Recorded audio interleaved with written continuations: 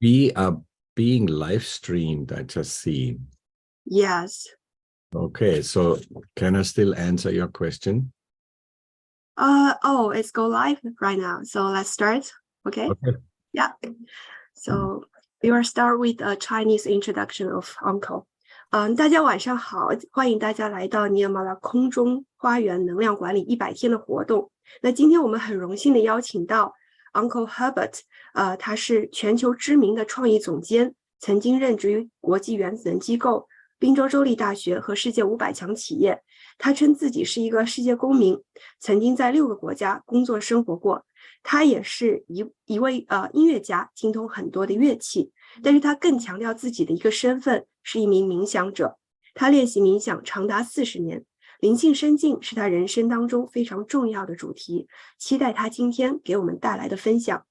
It's a great pleasure to have you, Uncle. So you can say hi to the audience. Good evening, everyone, and congratulations to a very special day, your China National Day. I just heard the significance, and I'm glad we all have time to be together. It's very exciting for me to be here. Thank you so much, Uncle. So we would like to invite Uncle Herbert to lead us to experience a state of peace for a short period of time. We call this process the self-realization. So, Uncle, now the time is yours, and Minkan will lead you, will translate throughout the process. Thank you very much. So, first of all of you, try to sit very comfortably wherever you are. If you're on a chair, put both your feet on the ground. If you have shoes on, you could take those out to make a better connection with the Mother Earth. And taking my glasses off, put both your hands with the palm upwards on your lap. 将双手放在大腿上。 Are we translating? Yes. 我们保持身体的正直，然后将双手放在大腿上。 And then we are going to use the right hand on different parts of our body. So first I will tell you, and then we close our eyes, and then we do it together. So we start, yes, please. 我们会将我们的右手放在我们身体的各个部位，然后一开始我们可以睁着眼睛看一下大叔是怎么放在身体的各个部位的。接下来我们会眼睛闭着去在冥想状态下去感受这个步骤。 So we start, we put our right hand on your heart, on the left side of our chest. 我们首先是将我们的右手放在我们左边心脏的位置，我们胸口的左边。 Then we put the right hand in the upper part of the abdomen on the left side of our body. 接下来我们会将我们的右手放在我们左边左腹的地方，左上腹的地方。 Then the right hand goes a little bit lower where the leg meets with the body on the left side, and you can put a little pressure there with your fingers. 我们接下来将我们的右手下移至腹股沟的位置，大腿跟我们身体连接的位置，我们可以稍微用一点力按压在那个地方。 And every step that we take, we also will use an affirmation inside of us. So you don't need to say it loud, just say it inside, but from your heart. 我们接下来会对每一个步骤说一些确定语句，我们不需要说出来，我们只是在心中很用心的去说这些语句。 So next step, we bring the right hand back on the upper part of our abdomen on the left side of the body. 我们接下来将我们的右手上移至我们刚才所按着的上腹的位置。 Then back on the heart on the left side of your chest. 接下来再回到我们左边心脏的位置，我们胸口的左侧。Then we take the right hand, put it on the left side of our neck and shoulder so that the fingers can push from the back of the neck. 我们接下来将我们的右手放在我们肩颈相交的位置，我们的手可以从后面稍稍按压我们的颈部。And as you see, you can turn your head a little bit to the right. 你的头可以微微向右侧。Then we put the right hand on our forehead across. 接着我们可以将我们的右手放在我们前额的位置，额头的位置。You bend your head forward a little bit. 我们的头可以微微低下。Then you put the right hand, put it on the back of your head, and turn your head back so it rests on your hand. 接着我们将我们右手抵着我们的后脑勺，我们头可以微微抬起。And finally, we take the right hand and stretch it and put the center of the palm on top of the head. So stretch your fingers. 我们最后将我们的右手手指张开，然后用我们的手心贴着我们脑心门的位置。So you can put your hands down again with palm upwards. 我们接下来可以将我们右手放回到我们大腿上。Try to sit comfortably. If you have glasses, you can take them out because we will close our eyes throughout the entire meditation. 我们可以用舒服的姿势坐着，然后戴眼镜的朋友可以把眼镜摘下，因为我们整个过程都是闭眼的。So at this point, I should explain why we are doing this. 现在我要给大家解释一下为什么我们要这么做。You see, meditation is not something that we do, but it is a state of our awareness. 冥想不是说我们去做什么，而是一种觉知的状态，意识的状态。And inside of us, there is a subtle system of energy about which we can speak more in detail later. 在我们的内在有一个生命能量的力量，它可以告诉我们很多关于身体的信息。And at the bottom of the spine, there is a triangular bone called sacrum bone. 在我们脊椎的底部有一块三角骨，在其中，这个三角骨又被称为实践骨。And inside this bone resides an energy that is not yet manifested, is not active. 在这块三角骨当中，在这块肾骨当中，有一个能量没有被唤醒，还没有被唤醒，还在沉睡的状态。People have known about this energy since many, many thousands of years. 人们在几千万年前就知道，人体内有这样的一个能量，有这样的一个力量。But it was very difficult to actually make this energy active so we can actually feel it. 但是要唤醒这个能量是非常困难的，因为我们要去唤醒这个过程。And as you see, there's a photo of an Indian lady here on the screen. 大家可以看到，就是在屏幕上左上角有一个印度女士的这样的一个形象。Her name is Srimataji Nirmala Devi. 她的名字是施伊玛塔吉尼玛拉 Devi 女士。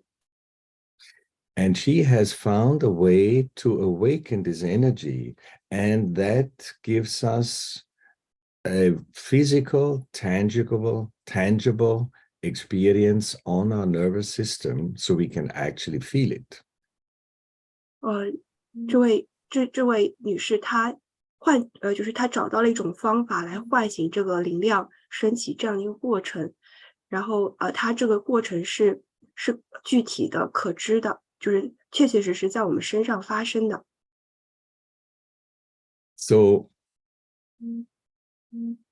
let us start, and at the end of it, I will explain a little bit more what we have just done.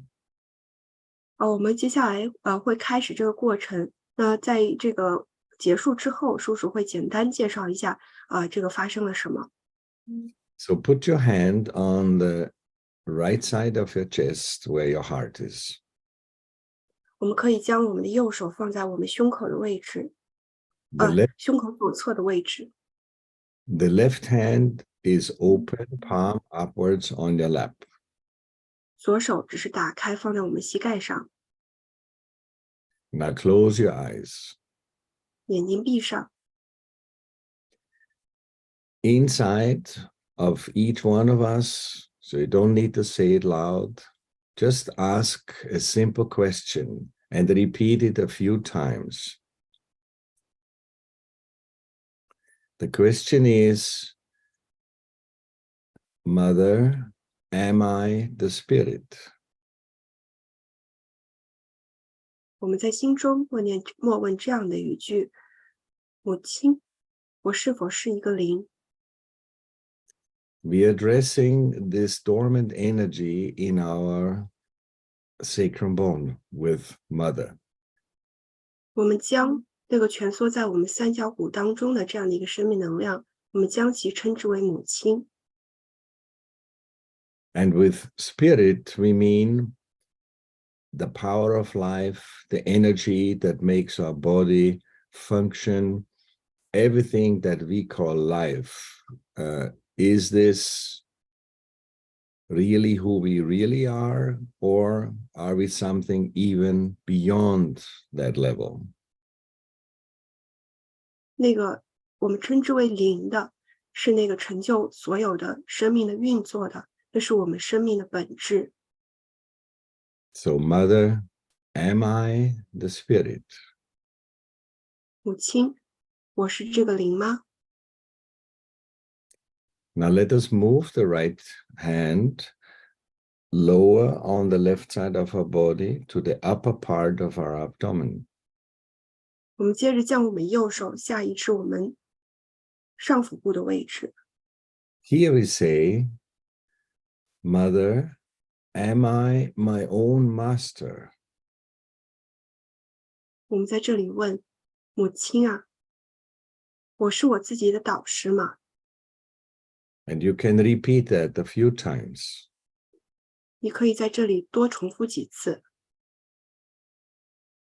Am I my own master? 我是我自己的导师吗？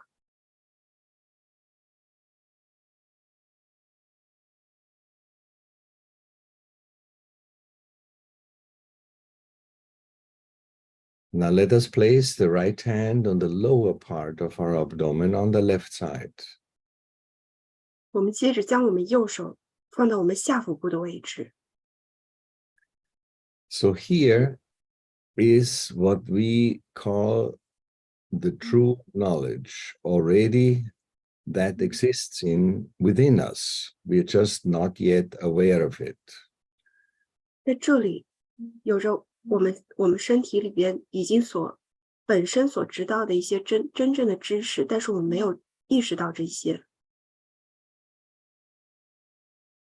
The true knowledge about who I am in reality.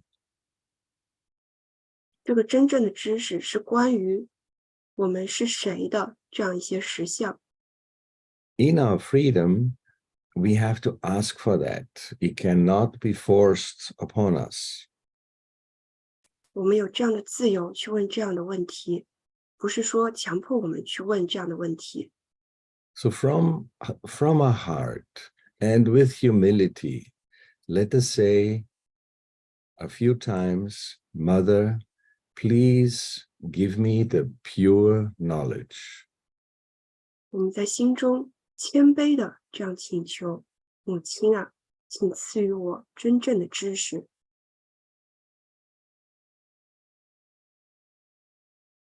Say it with sincerity and with full confidence. 我们真诚的、自信的去说。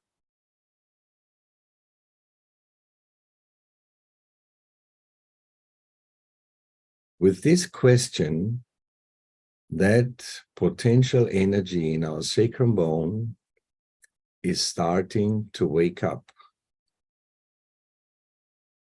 当我们说这样的确定语句的时候，我们三角骨中这个蜷缩的生命能量将被唤醒。And now we are moving back upwards on the left side. First, we put our right hand on the upper part of the abdomen on the left side. 我们接着将我们右手上移至我们上腹部的位置。Here, with full confidence, we say now a few times, Mother, I am my own master. 在这里，我们自信的多说几遍：“母亲啊，我是我自己的导师。” Mother, I am my own master. 母亲，我是我自己的导师。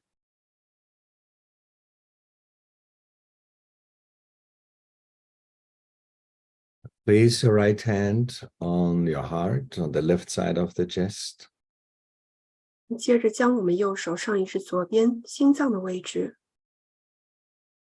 And again, with full confidence, here we say, Mother, I am the Spirit. 在这里，我们同样自信地说：“母亲啊，我是一个灵。” Mother, I am the Spirit. 母亲啊，我是一个灵。 This means I am not my body only. I'm not only my emotions. I'm not only my intellect. 这就意味着我们不仅仅是这个身体，不仅仅是这个情绪，也不仅仅是这个思维、这个智力。 But in reality, I am an eternal being. 从实相的角度来看，我们是永恒的存在， that we simply call the Spirit.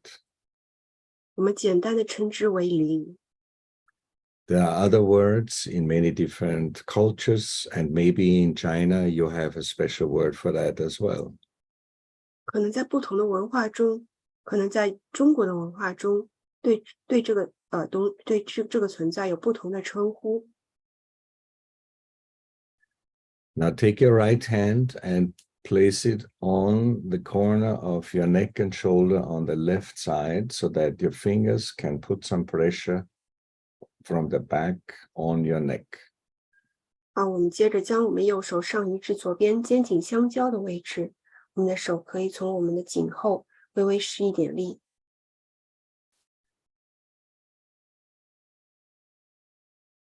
All the while, as we are moving upwards on our left side, this subtle energy inside of us is moving up along with the movement of our hand. 随着我们的手一个环节一个环节的往上升，我们的内在的这个生命的能量也在逐步上升。 And at this point, that energy gets blocked if we feel guilty.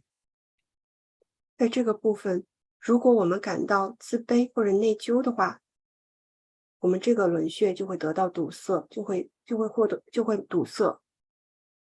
So it is important to realize that we are not guilty. We are definitely not guilty because we are not our emotions, not our body, not our actions, but we are the Spirit. 在这里，我们会提醒自己，我们不应该是自卑内疚的，因为我们不是这个身体，不是这个情绪，不是这个行动，我们的本质是这个灵。 So here you can say a few times, Mother, I am not guilty. 我们在这里说，母亲啊，我没有自卑感，没有罪疚感。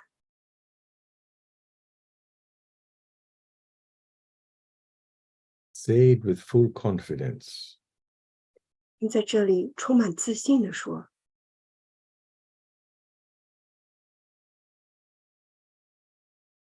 Now take your right hand and place it on your forehead across and bend your head forward a little bit. 我们接着将我们右手放在前额的位置，头可以微微低下。At this point, that subtle energy cannot cross if we cannot forgive. 在这个部位，如果我们不宽恕的话，那个精微的能量就没有办法通过这个轮穴。So here we say a few times, Mother, I forgive everyone. 在这里我们会说，母亲啊，我原谅所有的人。And don't think about any situation. Ideally, we shouldn't be thinking at all. 我们不要去想任何的场景，理想状态下，我们没有任何的思维。Just forgive. Forgive from your heart. 我们只是宽恕，从我们的内心完全的宽恕。Mother, I forgive everyone, including myself. 母亲，我原谅所有的人，包括我们自己。Repeat it a few times. 我们可以重复的多说几次。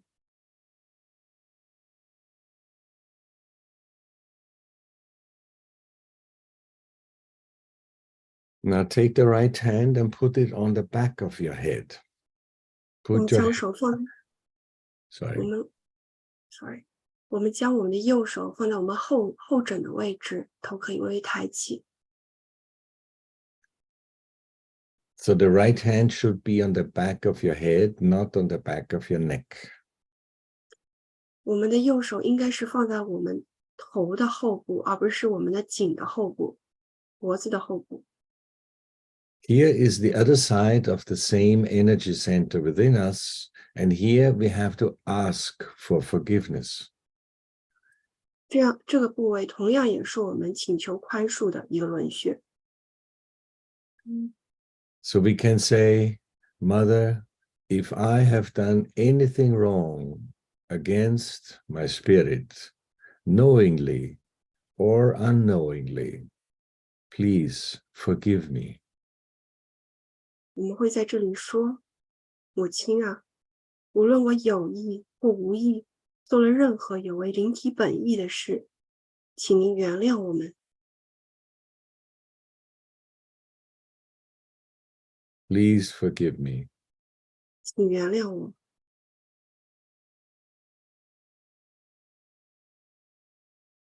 So, and for the last step, finally, we put the right hand on top of our head with fingers stretched and the center of the palm right in the middle of the top of your head. 我们最后一个步骤是将我们的右手掌心紧贴我们的头顶，五指张开，微微上翘，对我们的头顶施加一点压力。And as we are going to say another affirmation, we're going to move your scalp in a clockwise direction slowly. 我们会带动我们的头皮顺时针旋转，我们慢慢的旋转，我们同时也会说一些确定的语句。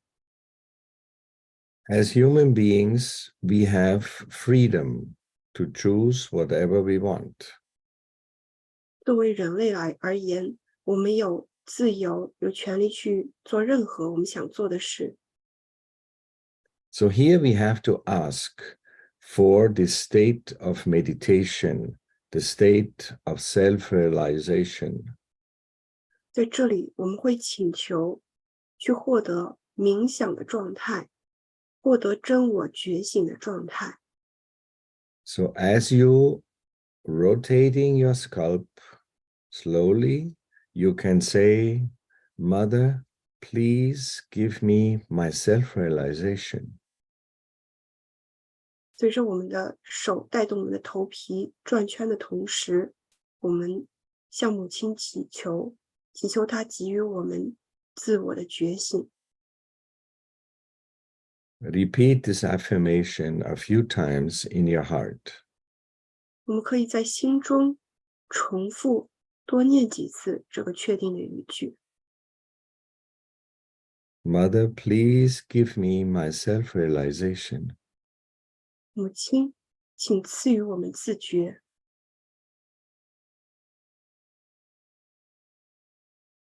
So that's all that we have to do. Now you can take your hand down. You can open your eyes if you wish.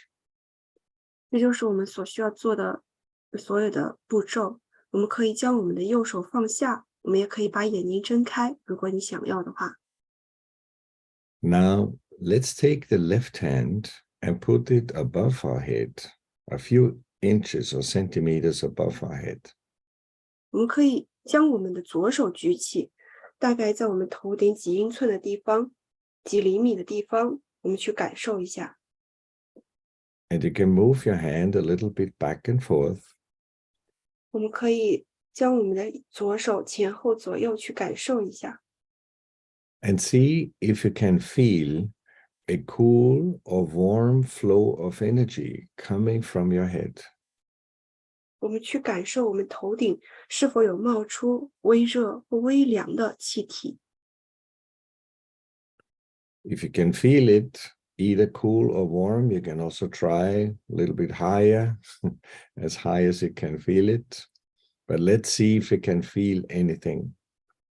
我们首先先去看我们能不能感受，如果能感受到一点微热或者微凉的风的话，我们可以将我们的左手再举起，再高一点，我们再去看一下，在更高的地方能不能感受到这个能量的状态。Now let's change the hand and try with the right hand. 我们可以换一只手，用我们的右手放在我们头顶去感受一下。That sensation of cool or warm flow of energy would indicate that this energy from the sacrum bone has been awakened and is rising inside of us and coming out from the top of our head. 我们如果能够感受到这个微热或者微凉的气体的这个感受的话，就说明那个在我们三角骨当中的生命能量已经被唤醒，它在我们的身体当中已经运作，并且在我们的头顶被我们感受到。So take your hand down and keep it with your palm upwards on your lap. 好，我们将我们的右手放下，然后两只手都可以放在大腿上。So this means what we just did is an actualization of a process inside of us that is beyond our perception. You cannot see it. 就刚刚发生的这个过程，不是我们思维能够去理解的，它是一个这个过程，它是真正实现的，这个能量真正升起、真正实现的一个过程。But still, you can feel it on your central nervous system. 但是你同样可以在你的中枢神经系统去感受到这个过程。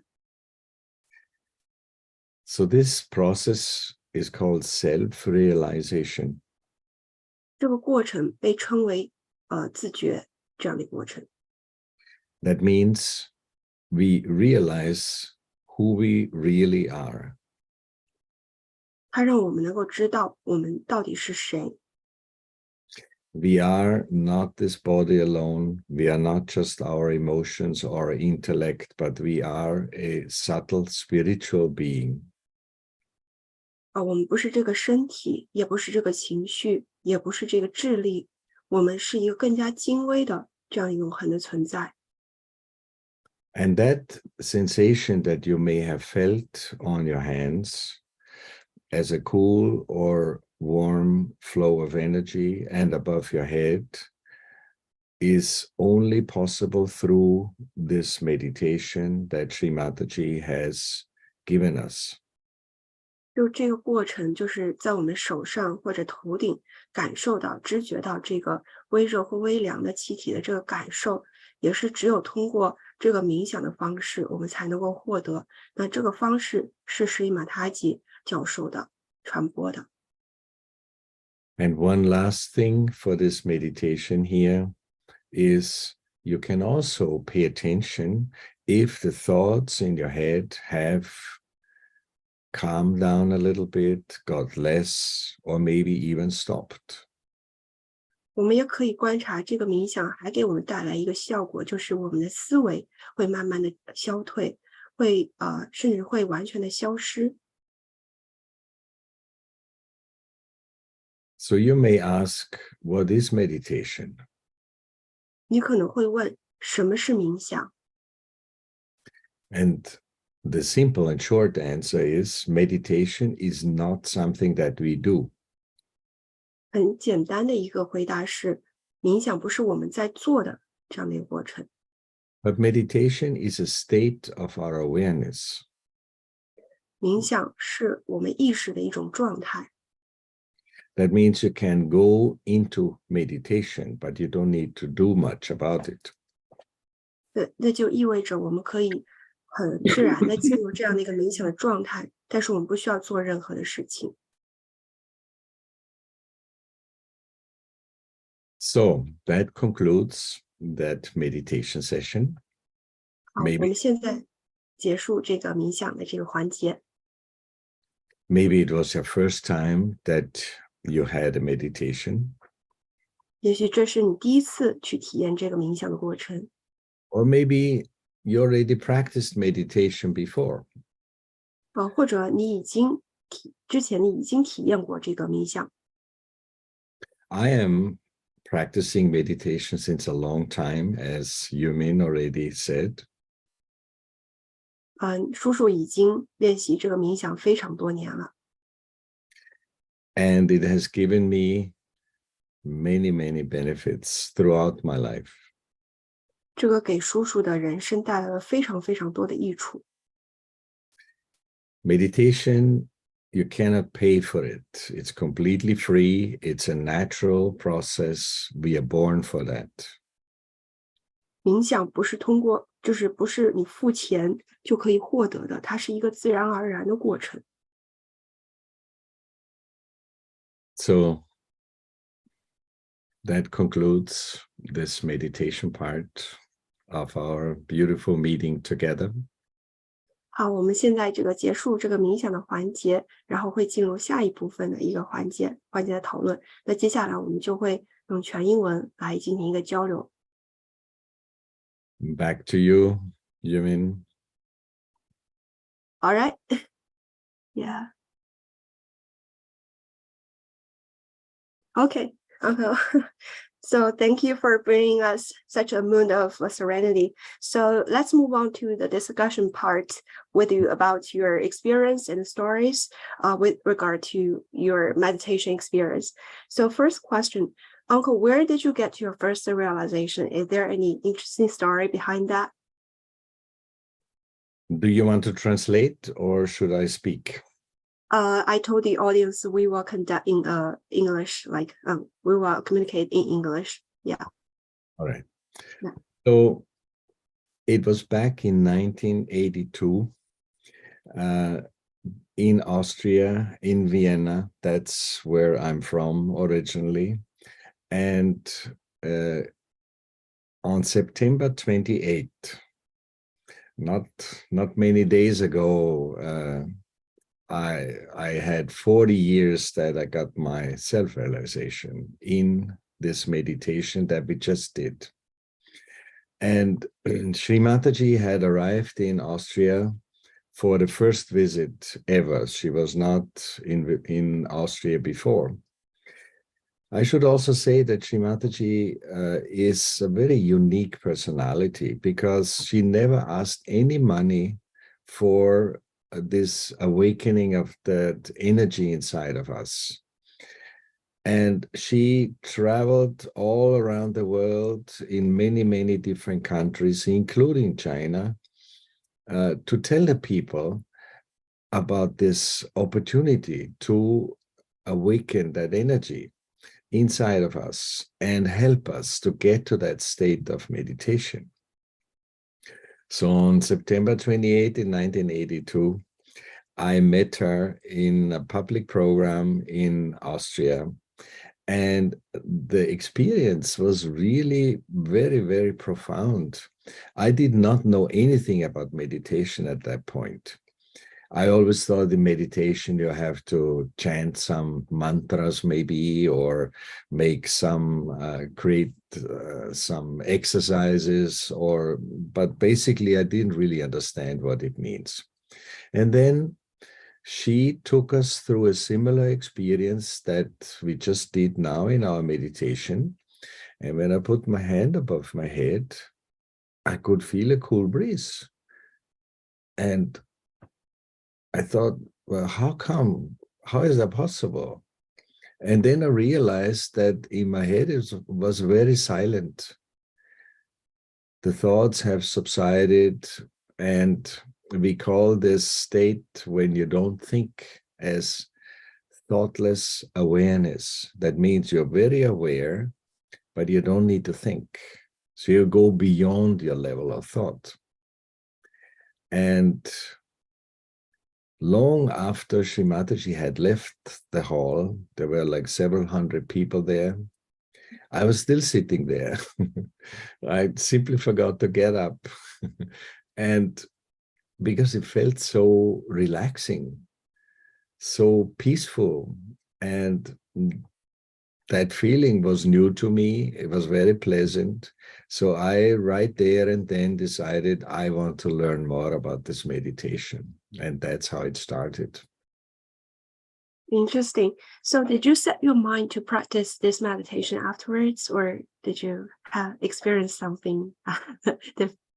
Well, as my normal life was still very much in the forefront of my attention, going out with friends, having parties and this and that, I forgot that there were follow-up meetings that had been offered in that meeting with Sri Mataji. And so after maybe 2 or 3 weeks, I remembered it.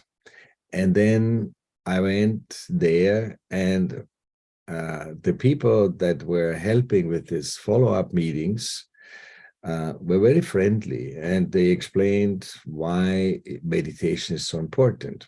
And then we continued that journey in meditation, and right there and then I knew that this is something I really want to learn more and practice more and eventually master it.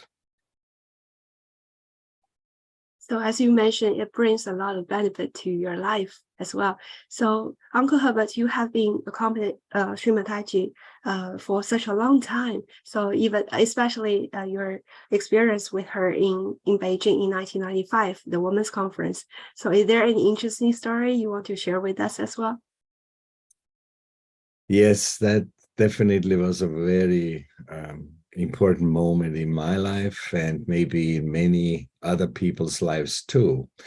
Sri Mataji was invited at the United Nations Women's Conference to speak. And there was no real Sahaja Yoga meditation yet in mainland China. And so at that time, I was working in Hong Kong, and a few of us went with Sri Mataji to help prepare and also work with her.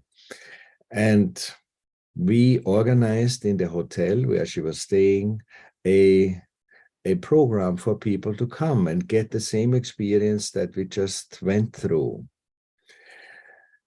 It was very difficult at that time because the Secret Service was very concerned if many people came together in that hotel. But eventually, we were allowed to actually move forward with that program. And I remember in that program, Sri Mataji spoke in English, and it was translated. And if you have an opportunity, that video exists and you can find it of what she was talking about. She spoke for a long time, maybe 2.5 hours, and she praised China in a beautiful way about the spirituality and the depth of the history. And she compared India and China as very similar in the spiritual depth of the culture. And there were two ladies, I remember, sitting in maybe the second row or so in the front. And both of them had a notebook. And they were writing down everything that she was saying, probably in Mandarin. And at the end of the program, everybody got up and Sri Mataji was about to leave. And these two ladies got up and went forward to meet her. And we were not sure what their intention was. So I went there and tried to ask what they want. But Sri Mataji indicated, no, let them come, let them come. And so these two ladies asked with translation, Sri Mataji, can we hug you? You know, hug, hug you. Sri Mataji smiled and said, yes. And so one after the other, they were hugging Sri Mataji and thanked her for this meditation. And then they had their notebooks in their hand and they opened it on the last page and asked Sri Mataji, can you please sign what we have written?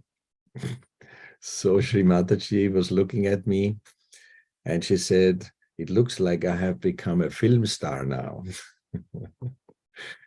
And she signed both the notebooks. There is a picture that can be shared about that. And then, so here's the real amazing story now. So this is just the introduction. Many, many years later, I can't exactly say, maybe 15 years later, 10 years later, I am at a meditation meeting in the United States, where I'm living now, in a place in the countryside called Kanajohari. And you were there too. And at the end of a meditation, one lady, Chinese lady, came to me and talked to me in Mandarin, which I do not understand. At that time, I think about 20 Chinese people were there, traveled all the way to attend this meditation meeting. And you mean you were luckily noticing that somebody is talking to me and I didn't understand it? So you came and translated for me. And it turns out that one of these two ladies back then that met Sri Mataji in Beijing came all the way and met me back again because she recognized me, which I did not. I have to confess, I had forgotten about that. But what a beautiful coincidence that was, that is beyond our organizational control.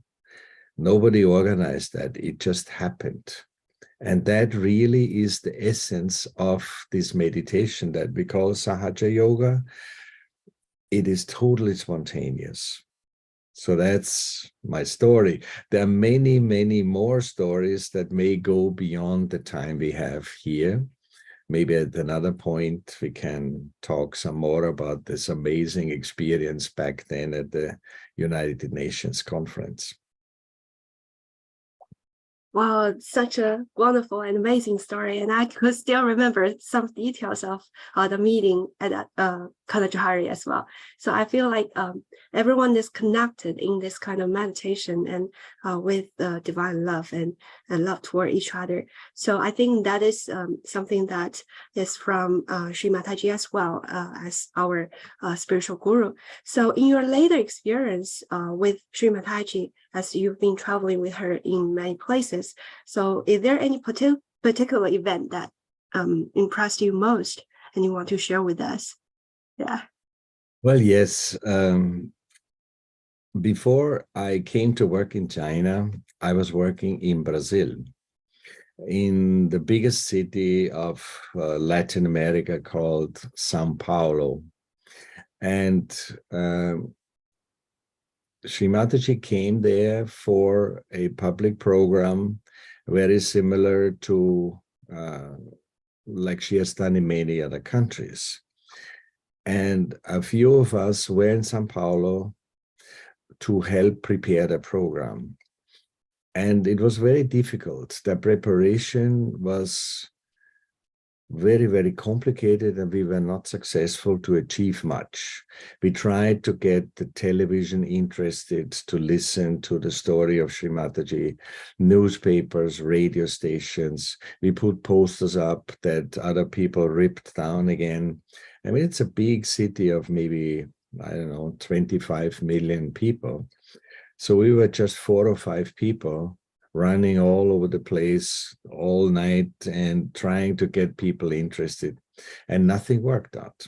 So I was a little bit desperate because I knew Sri Mataji is traveling so much, and now she's coming to this city, and maybe nobody knows that she's here.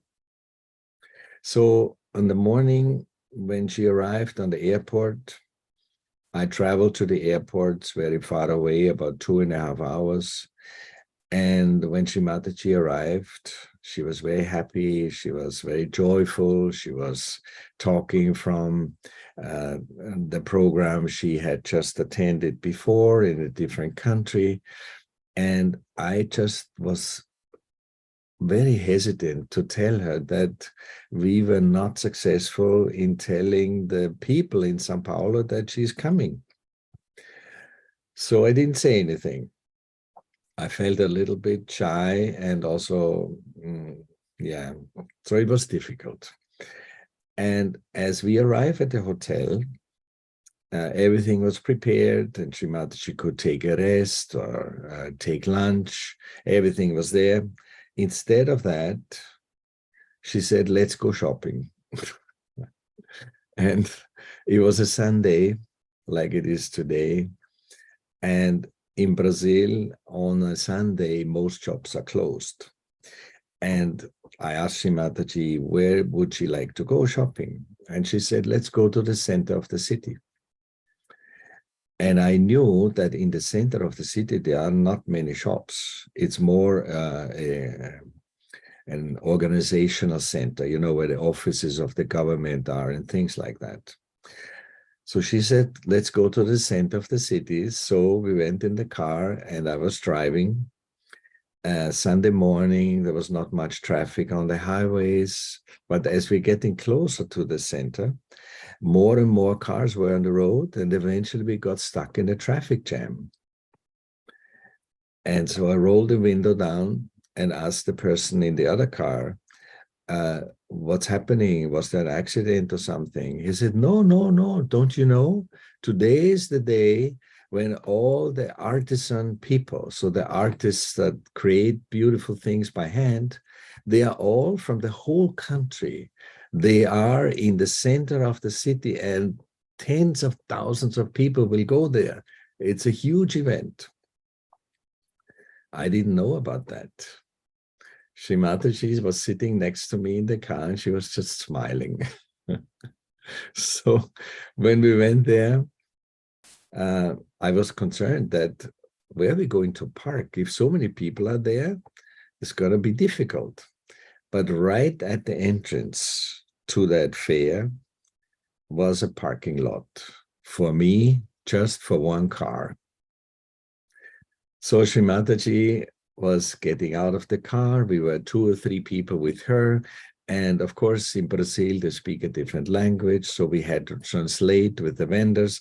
Sri Mataji likes to buy presents for other people in other countries, right? She's very generous.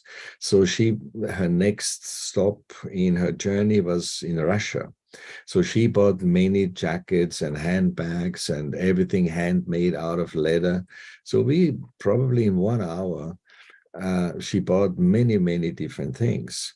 In order to do that, though, we had to translate to the vendor.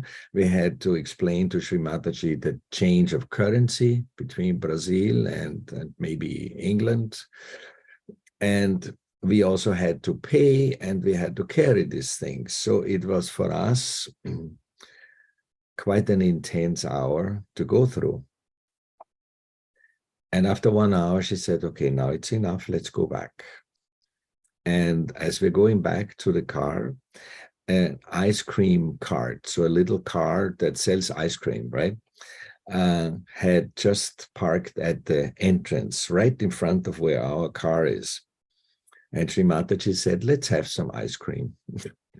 So, so we bought some ice cream, and there's no way to sit down around there. So we were all standing, including Sri Mataji, and we're eating ice cream. And at that point, she looked at me and she said, I know why you didn't want to tell me that nobody knows that I'm here. But I came here now to this place. Tens of thousands of people are here. Don't worry, the hall will be full tonight. And it was an amazing experience for me to understand how things are done in reality. I thought we have to do something. We have to organize. We have to put posters and all of that. In reality, though, it was all done by a divine force. And the hall really was full. I mean, full to the point that people were sitting in the stairs, in the hall, in the side, everywhere where people could sit were there. And newspaper, radio, television, all of them were there. Those that had said no to us for the longest time, they all came. So to realize that I am not the doer, and there's a much bigger force behind me that does everything, that was a very deep experience for me. Thank you, Uncle, for this story, which is both amazing and inspiring as well as for to inspire us. We are not a doer, and who is the real doer is the divine force. I think that is really impressive. So, as you mentioned, you've been living in Brazil. You also live in Hong Kong, China, and also in Austria. So you've been living in many countries.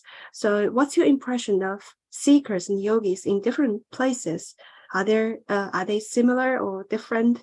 Can you share any story behind that? Well, that's going to be a shorter story, but I would like to stay for a moment still in Brazil, because after Sri Mataji had left, a few of us stayed there and did follow-up programs to help new people that came to this program to better understand what this meditation means for them. And back in Europe, where I'm coming from, we had learned a special way of doing these follow-up programs. We talk about the subtle energy system, energy centers inside of us. What does this mean, and how does this all work together? And so it's very technical. So I am standing in front of about 150 people. In my broken Portuguese, I'm telling them about all these complicated things. And you could see in the faces of these people that they are not with me. They're not interested. So I didn't quite know how to deal with that. But then in the end, somebody in the back was raising their hand. Brazilian people are very polite. So they gave me a long time to realize that they didn't really follow what I'm saying. So the person in the back raised the hand and said, yeah, this is all very interesting what you're saying, but who is that lady on this picture there that you have next to you? She smiles so nice. Can you just tell us more about that? And then I realized, oh my God, Brazilians are very emotional people. They love to hear stories about the mother. And so I told him stories about Sri Mataji, and suddenly the faces in the room changed. Everybody was paying attention. Everybody enjoyed it. So for me, this was a lesson to learn, because I thought, okay, so it's important that everybody knows how the system works when this energy rises. But for them, it was not important at all. They just wanted to hear about Sri Mataji. So That's quite interesting. And people in different places, they have different qualities and characteristics, and that may have some link with the spirituality and spiritual pursuit as well. So another question for Uncle is, maybe many of the audience didn't know that Uncle is also a musician as well, and you know many music instrument all over the world. So can you please show us like what's the role of music in spirituality, and what's the connection between music and spirituality? Can you explain a little bit on that? Yeah, this is a very good question, because it's true. I have been a musician before I started this meditation. And it's interesting, it's entertaining, it is funny sometimes, and sometimes emotional. But I had very little understanding of what I'm going to say next, because in Sahaja Yoga, I learned that every note on the scale, we have different words for the different notes of the musical scale, right? But every note is connected to one of the energy centers inside of us. So in other words, when you know that which node is connected to which energy center, you can then help, even with music, to bring balance on a much more subtle level inside of us than it would do with medication or with other treatments, because you go right to the source where a problem may be. We haven't talked much about that subtle system, and maybe we do this at a different time, but there are ways to influence that energy inside of us, that flow, and music is a wonderful way of doing that. So that was new to me, and since then I have learned to listen to music and also make music in a very different way. Thank you, Uncle. I think music is a very important part in spirituality and in meditation as well. Maybe we can make another program specifically on music, and then we will invite Uncle like to lead us to give treatment to each chakra and do the meditation as well. So another question for Uncle is more practical point of view. So for ordinary people, it would be easier for them to seek spiritually when they're in bad times in their when meeting the obstacles, but it would be like harder. It seems to be harder for them to remain in that status in good times. So what would be your advice to them, and what meditation supported you in ups and downs in your life? Can you explain a little bit on that as well? Yeah. Well, this is a very good question. I think the first thing to remember is meditation is not a ritual. It's not something that you automatically do, like in our world, you go to church, maybe in your world, you go to a temple and you light an incense. These are all outside rituals.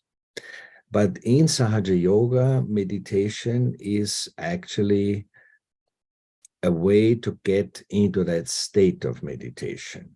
In other words, whether you feel fine or you have problems that you think you cannot overcome, meditation is a safe space where you just connect to your own reality. So there's no real reason to be nervous or frantic or desperate or depressed, because in meditation, all of these sensations go away. You feel peaceful, you feel relaxed, you even can feel joy that comes from a deep source inside of us, and not because you have a new toy that you're happy with. So problems move into a different dimension where you just watch them, you just see them, but you don't react. It doesn't influence you. It doesn't make you desperate or any of that, but you just see them. And as you are a little bit removed from it, it's much easier to see a possible solution. Because if you're in it, it's often very difficult to even think straight, simple, but you are overcome by these complications. So witnessing, seeing it from a distance is a very important benefit of this meditation. We call it thoughtless awareness, as I mentioned before. So you look at something, but you don't react. You do not react. And in this state, it's much easier to actually see where the solution is. So meditation helps you. Meditation helps you to solve your own problems. Thank you, Uncle, for your very good advice to us.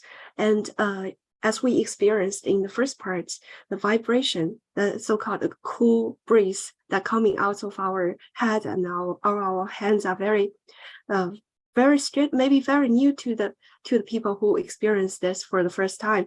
So, but actually in meditation that we experienced is the vibration is very important.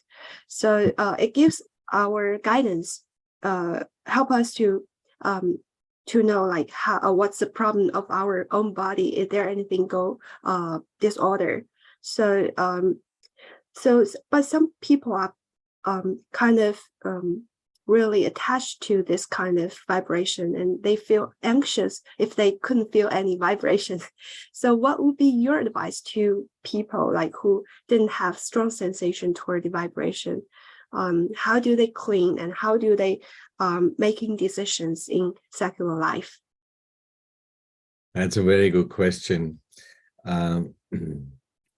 First of all, as you mentioned, anxious. If you get anxious, then it gets complicated because everything becomes much more complicated, difficult. The solutions disappear. So anxiety is not helpful. Meditation in thoughtless awareness, as I said earlier, helps you to see solutions much, much easier and clearer. So that's one. If for some reason you are not able to feel either cool or warm energy, and we are not going into detail today what cool and warm means really, but the fact that you may not be able to feel anything on top of your head or on your hands could have several reasons. One of them is if this energy center here at our neck is not in balance, then on the nervous system level, from the central nervous system, the nerves go into our hands from that level.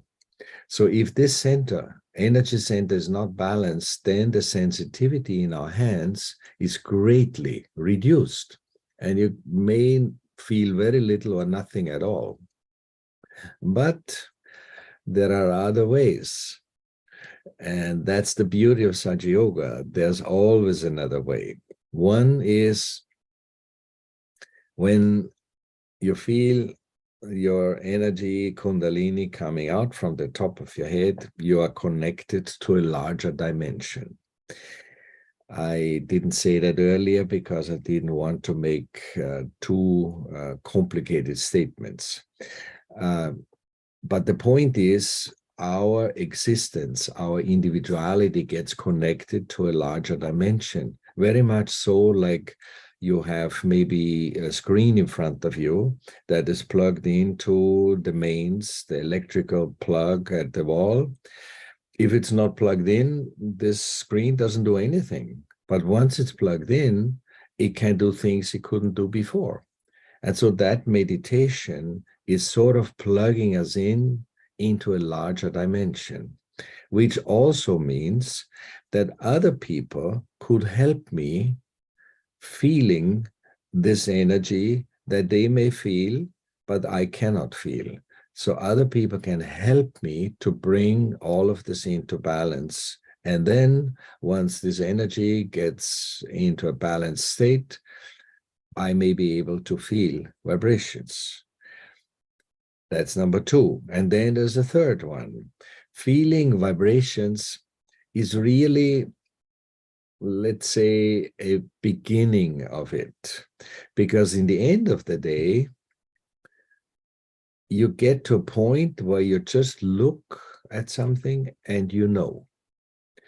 In other words, if you look at my shirt here, it has white and blue stripes, right? You just look at it and you know.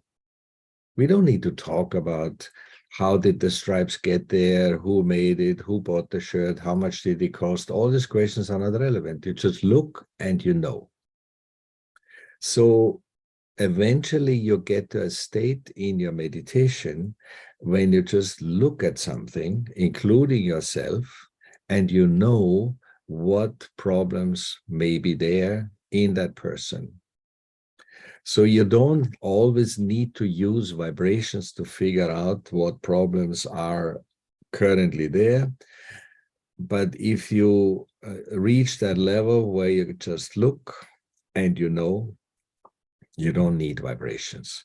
I'm saying this because Sri Mataji has told us that. So vibrations is sort of an intermediary state that makes it easier to diagnose what's going on inside a person, inside ourselves, or in our environment. But eventually we should be able to actually just look and know. So that's my answer. Thank you so much, Uncle. I think that's also a power of spontaneity as well, I think. So I think I finished my time and I will leave the time to Min Kang, and she also prepared some questions for Uncle as well. Yeah, thank you, Uncle.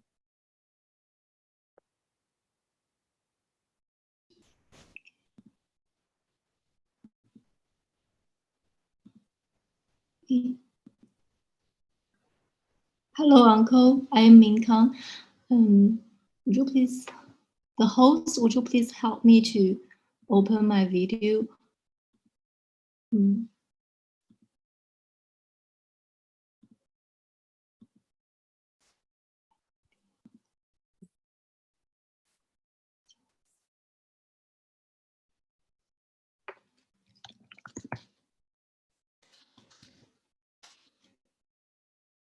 I have to say, it's very nice how you all have organized this event. It's not easy, I understand. And there are many factors, complications that play into it, but it's very smooth. So beautiful. Thank you, Uncle. And I think Min Kang has to go through a little bit technical support as well. Yeah. Could it be that the video is turned off on that side? That little button in the bottom left of Zoom?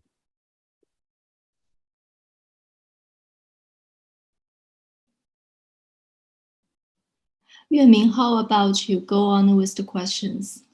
Because I cannot open the video and I think it would be better. But we can hear you. Okay. Hi, Uncle Herbert. Thank you for your sharing, and we are really we feel really we learned a lot from your rich experience and your particular view about meditation.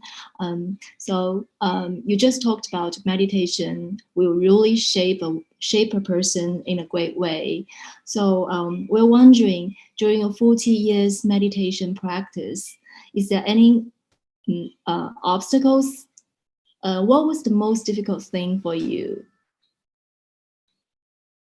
Well, yes, there are always obstacles, right? So you can imagine, I'm a very visual person because I'm also a designer. So I give you a picture to hopefully better understand what I'm trying to say. A journey on that subtle level with meditation and to better understand who I'm really in reality sometimes hits road bumps. because of outside factors, or even I don't see a solution, I don't know what to do next, and things like that. But after some time, it happened to me too in the beginning. After some time, I realized, though, that the journey is like going up a staircase. And if you think that the journey is on a flat road and not going up, then the next step is an obstacle, because you want to go straight ahead without any effort. You're comfortable on that level, and suddenly there is a wall in front of you. But if you take the next step, meaning you find a solution, you actually move one step up, so that what looked like a wall before that you cannot overcome is simply just another step on your journey. So if you find a solution, you learn from that solution.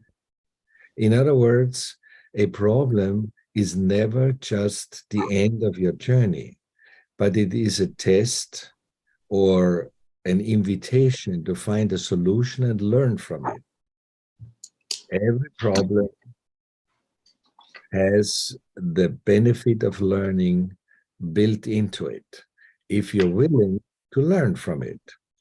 If you get stuck on the problem, then you cannot go forward. So in other words, in shorter words, continuous problems are actually a benefit, because you learn from each and every one. And as you learn, you go forward. Does that help? Thank you, Uncle. Thank you. Yes, you're pretty right. There is a journey, and the journey is never straight and flat. There will be ups and downs. That's the beauty of life. Yes. So let's talk a little bit about your profession. We learned that you are a creative director, and we understand that maybe innovation may be part of your, maybe an important part of your job. There is also a term called destructive creation, which means creation sometimes will break the rules and old order, and sometimes may incur resistance and conflicts. However, bringing peace is also one of your mission, we know. So how do you reconcile the two? I mean, bring real innovation while pursuing peace? Well, that's a very interesting question, yes. I remember Shimataji used to say often in public programs, also in more official settings, that there will be no peace on earth if we don't have peace inside of ourselves. So that means peace does not come from something outside, but peace is projected from being peaceful as a person. And the more people reach that level where they are really peaceful, the more peace can manifest. So peace is not something that can be mandated by a government by signing a contract. And now we have peace. Well, it may last for a while, but then something happens and we forget that we actually have peace and we shift to something else. So your video is working. Very nice. Thank you. But back to your original question about creativity and destructive creativity. Well, I don't think it's actually destructive. It's breaking rules. Yes, I'm all for that. As a creative director, I cannot find new solutions if I keep doing the same thing over and over again, right? So I need to learn to think in different ways, looking at the problem from a different angle. and explore maybe ideas that have not been explored before. So that usually creates discomfort in people who are not used to that process. So as a creative director, I do break the rules before we, as a team, start to think about the solution. We say, okay, so what's not working? And why is it not working? And what can we do that we have never thought about to find a solution that will hopefully make the situation better?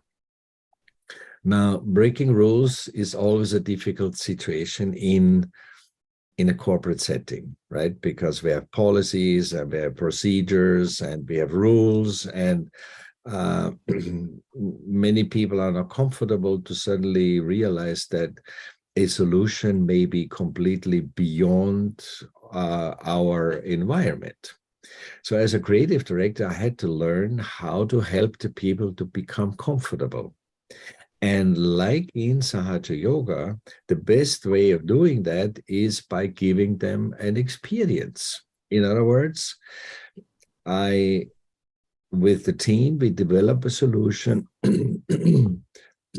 Sorry. But we are not going to tell anybody about it. We keep it a secret within the team. And then when the time comes that we are sure that this is a good solution, then we call the larger group together, and then we do a presentation in which we actually let them feel how the solution can work. So the important word here is feel. In other words, it's an emotional presentation. So it's not the mental explanation of the solution, but actually let them feel the solution. And this usually works very well because people are very emotional people, right? We know that. If you don't like something, then it's an emotional reaction. It's not a mental reaction. But if they can feel, it feels good, then the chances are that they agree and allow us to explore it further and find a way to implement it. So from the outside, this may look as destructive in the beginning, because we really do break the rules. But in the end of the day, it may lead to something that actually is better than it was before.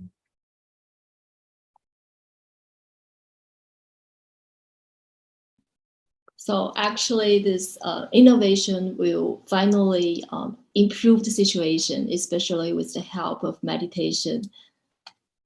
Another another question is, actually, it's also about inner peace. You talked about inner peace just now, right? Actually, there is a lot of discussion right now about inner peace.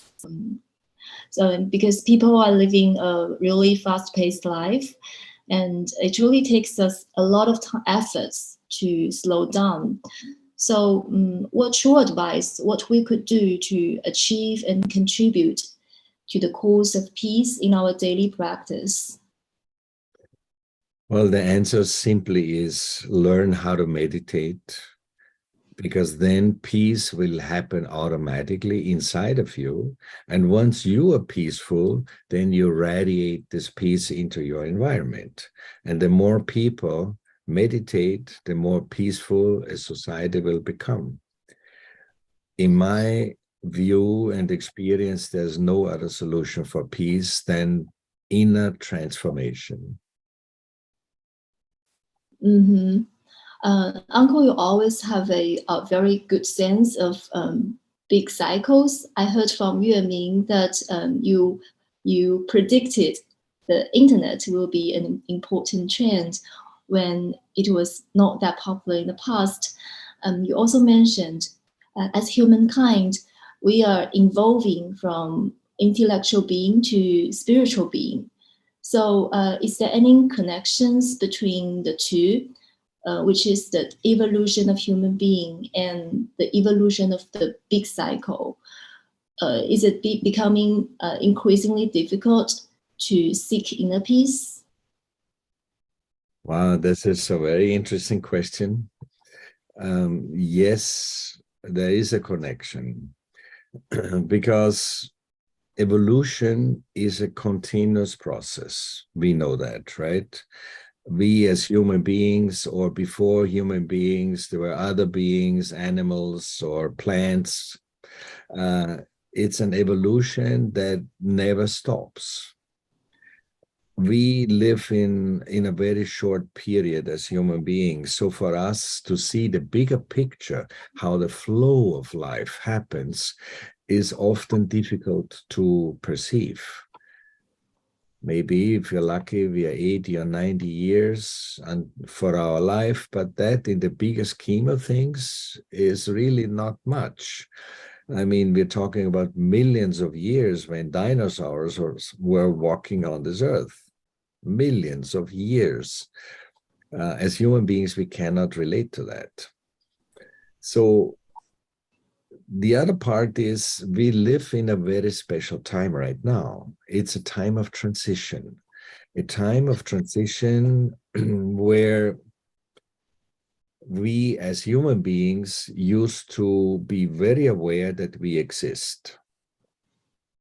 Remember, that makes us different from animals. Animals do not know they really exist. They're not aware of it.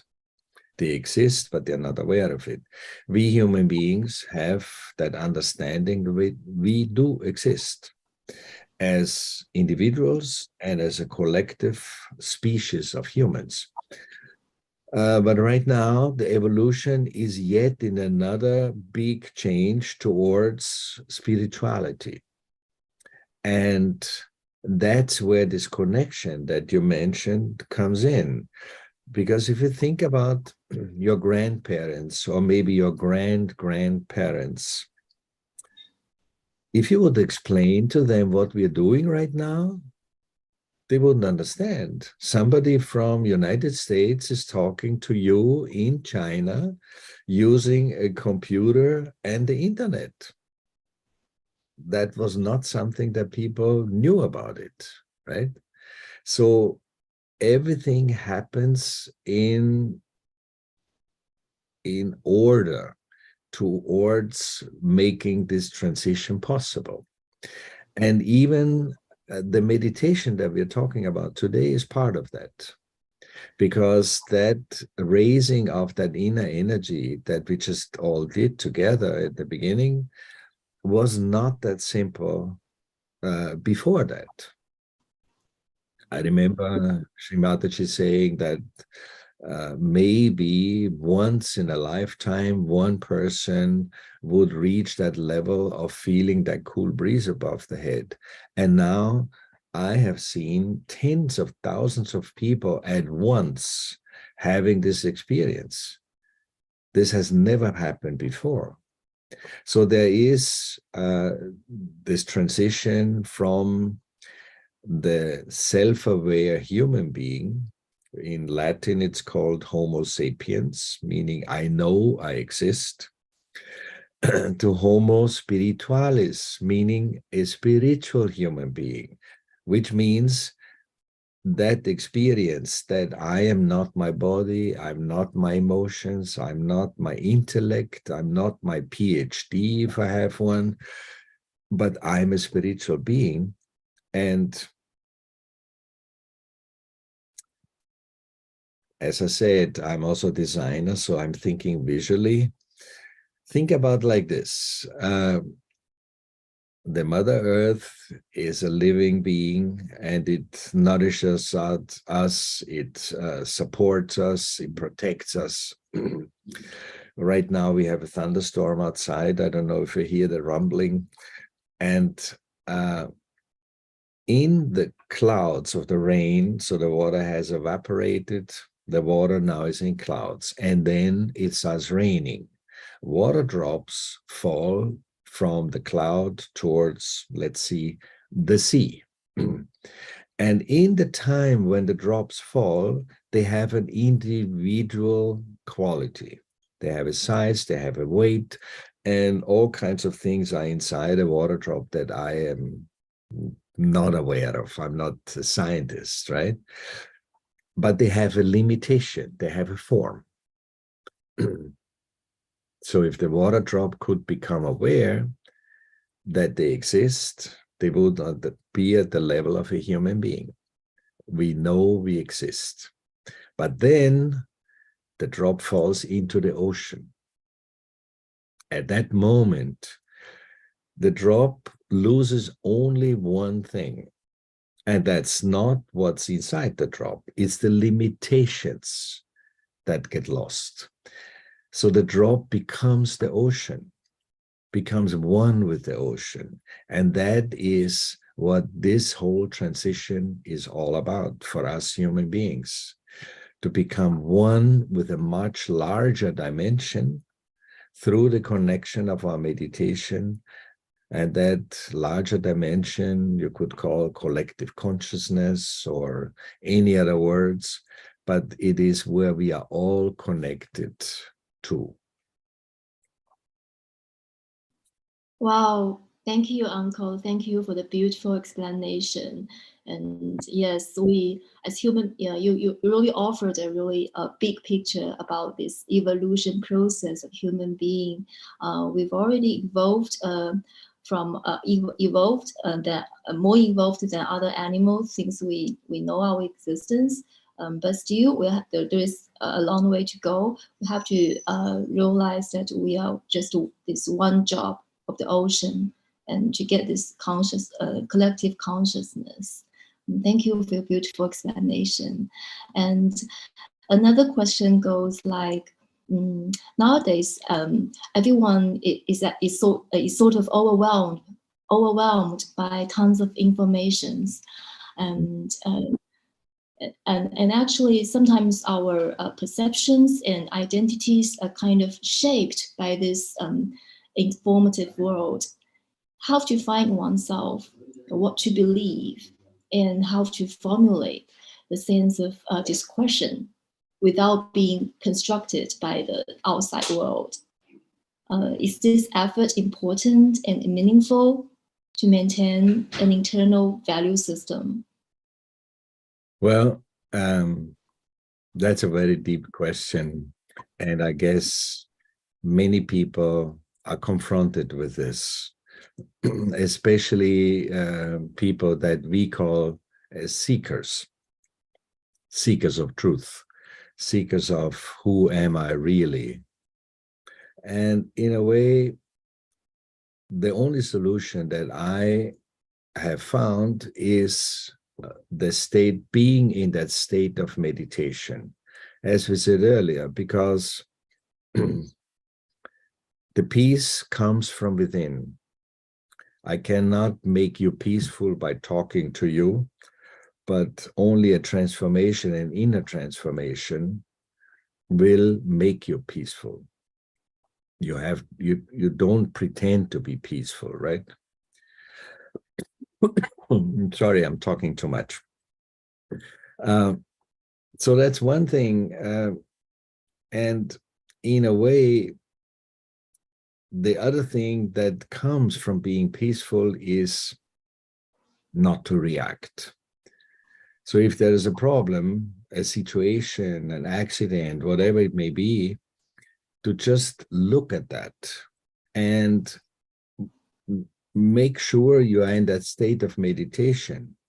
Then if there is no reaction, then the solution comes to you through maybe intuition or coincidence or anything from outside. Remember, like when I told the story about Sri Mataji going shopping in Brazil, and I was all worried that we have no solution. Sri Mataji has not been publicized, but the solution came from outside. She went shopping and invited everybody there. I didn't do anything. I just watched it. And it was actually very beautiful to watch, very joyful. And it worked. So often it is helpful to just witness. Does the word witness mean anything?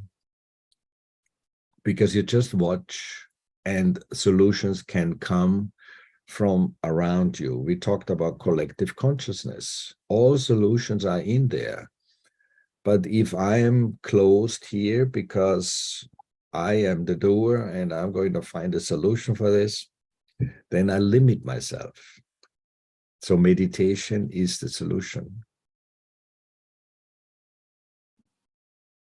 Yeah, I see. Still, we need to realize that we ourselves are not the doers. We have to believe in the holy force and to meditate and connect to the ocean. Then we'll find the real solution to see it from distance. Thank you, Uncle. Thank you for your insightful answers.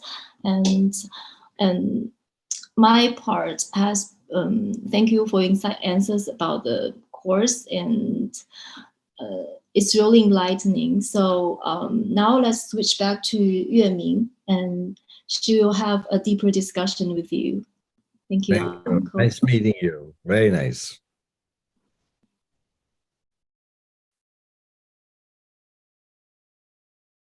Okay, I also inspired so much by Uncle's sharing with Ming Kang as well. So the last part would be a little bit deeper because we have many established yogis here. And I also want to, on behalf of them, ask some questions for Uncle.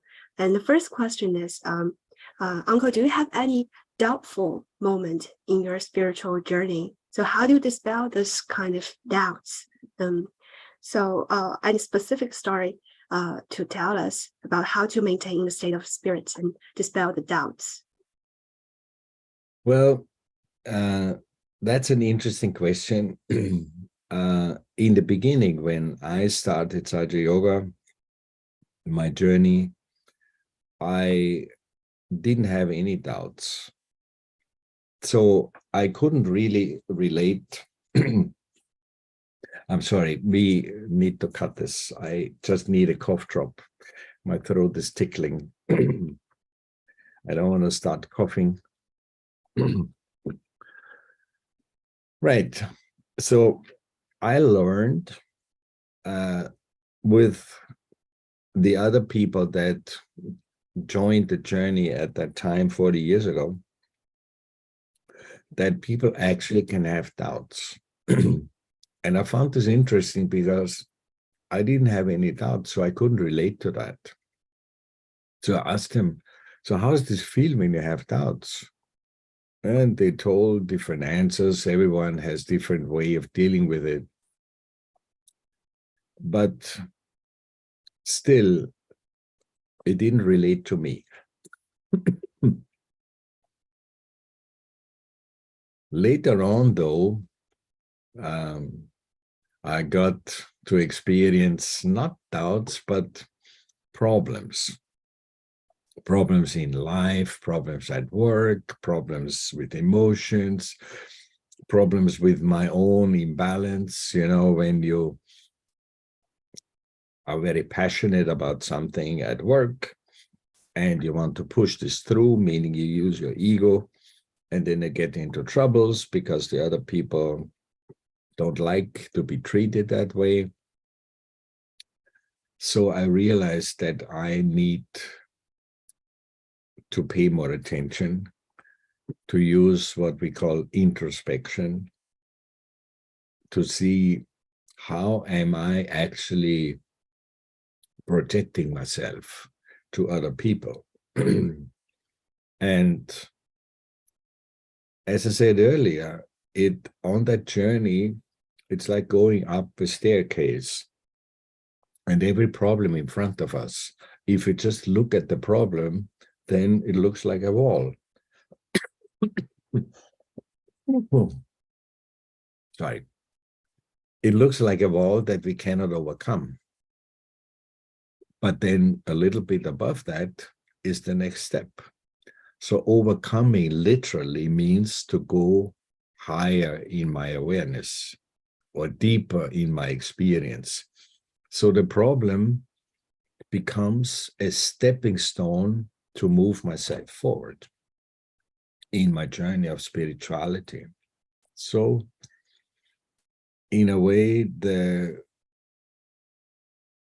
doubts that I didn't really experience, that became problems, and then became stepping stones. It turns out that all of that was actually positive. It wasn't a problem. It wasn't negative. It was actually helpful to keep me going on my journey. I have to confess, I'm a very lazy person. If I'm comfortable in a situation, I just lean back and enjoy the day. But as soon as I have a problem, I need to do something about it, right? And so then all these processes that we learn in Sahaja Yoga come into play. And once the problem is solved, I'll be happy again. So it's not difficult to do. It's sometimes not always comfortable, but it's also very, very helpful. Thank you so much, Uncle. I think you have showed us what an amazing life attitude to see everything in a positive way. Even the obstacles, you see that as a stepping stone rather than the challenges and doubts, the source of the doubts. I think that's quite inspiring and showing us the way how we going forward, going deeper, I think. So do you have any advice for us to going deeper in other senses? So can you share us something about that? Well, I can only speak from my personal experience. I think devotion, does the word devotion, you understand, right? Devotion is something that develops in our heart, and the recognition. Now we can speak openly about Shri Mataji, right? You said, yeah. So the recognition who Shri Mataji is a very important factor to develop this devotion in our heart. And the more I can recognize who Shri Mataji is, the more benefits I'll get from the meditation, from Sahaja Yoga. So if I am very right-sided and I use my ego all the time, it's the opposite of where my heart is, which is on the left side. So in focusing on the recognition of Shri Mataji, not only I get into balance, but the Sahasrara opens more. And really that is a very important thing, because Shri Mataji wants to give us all the blessings that we deserve. But if that cup here, so like a cup, right, is too small, or it's already full with all kinds of things like problems, she can't give us anything. And that's why this whole journey of devotion and recognition is so important, because in the end of the day, you empty yourself to be able to receive. So that's a simple answer to a big question. Sorry, Uncle, we keep you talking all the time. And take care. I had a cough infection last week.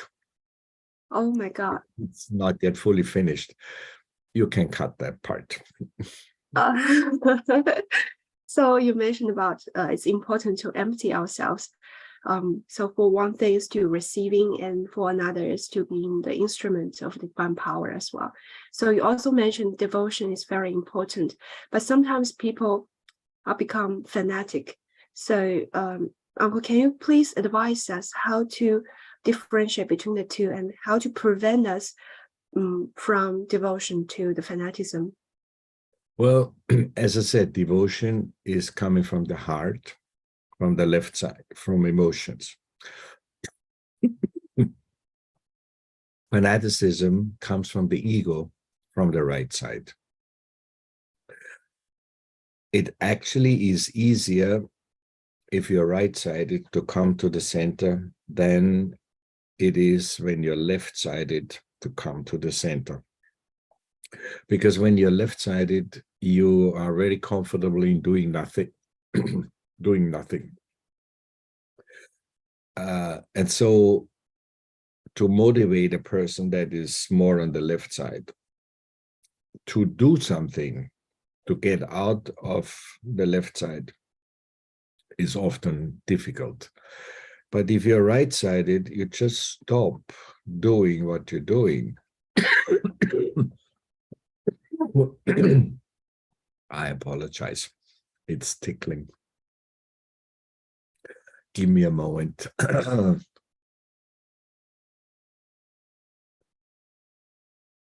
Yeah, so when you're fanatic and you are inside yoga, all you need to do is watch yourself, introspect, and cool down the right side. Fanaticism will go away just by that. You can put ice on the liver, you can do cold foot soaks, all of these treatments that we know to help reduce the use of the right side. And fanaticism will go away.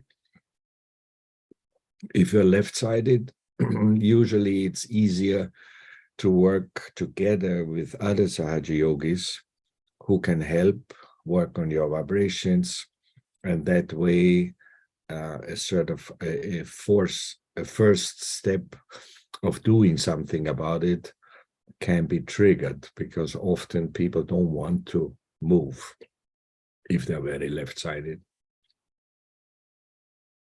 Thank you, Uncle. I think you give very helpful advice to us, and that the answer is very deep as well. So I have maybe last question. This one is maybe a mental question as well. So how to feel? Have you ever have the feelings of the chakras on your body? Also feel the paddles on your body as well, and the Kundalini rising. So how do you confirm and testify this is a living process? Can you share us some of your experience? Well, I heard about that some people can feel individual petals of chakras. I've never felt that. So I cannot speak to that, how this feels. I can feel the chakras on the balance of the chakras on my fingertips. I can feel it in my body. But individual petals, no. I think it's also a little bit mental, because I don't need to know, right? It's a little bit like a scientist about food and digestion, maybe a doctor, knows exactly what happens in the body when I eat some food.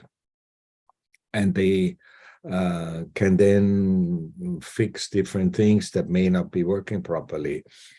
But me, as a normal person, I don't need to know anything. It works automatically. So yes, I know the Vishuddhi chakra has 16 petals.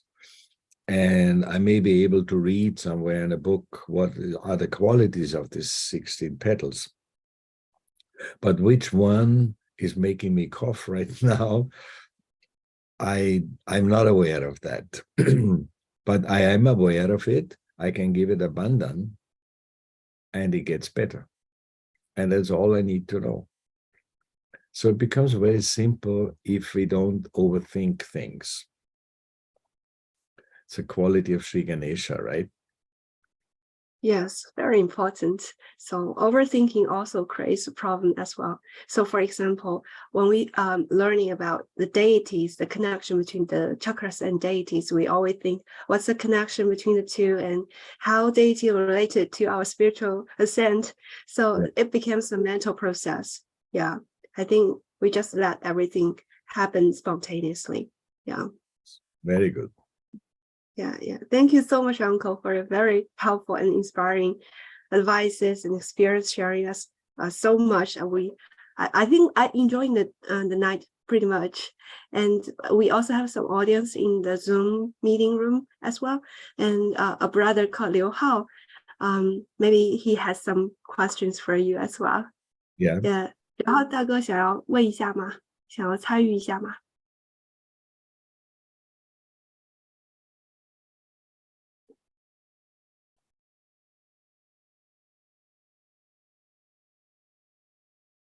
I'm just looking at the chat.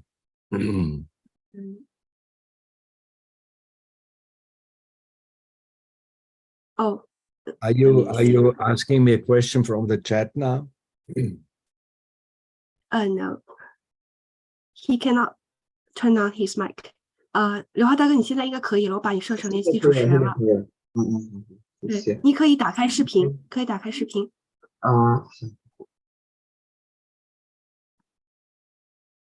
Brother Liu Hao is also a very deep yogi from Beijing as well. Yeah. Hi, Herbert. It's so nice to meet you. I don't think I can see myself, but yeah, I think it's fine. Yeah, I'm a big fan of you, actually. We never met.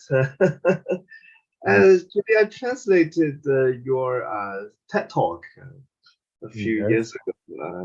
Water is one. I translated and made the subtitle in Chinese, and I read so many stories by you. You know, sharing your experience with. Oh, okay. I actually turned on my video, but I don't know how. Yeah, we can see you. We can see you.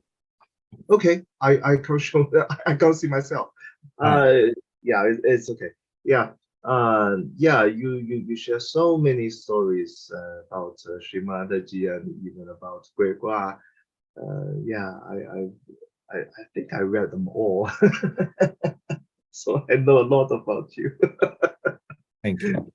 Yeah, and thank you for sharing. Actually, it's so nice to read about Srimadaji and all her stories. Not only puja talks, but you know, from those who have been with her for years. Yeah. I remember your story about sitting in the heart of the universe and and also the most auspicious day spending together with her. Yeah, it's so nice. I don't really have questions. Just want to share. Okay. Big fan.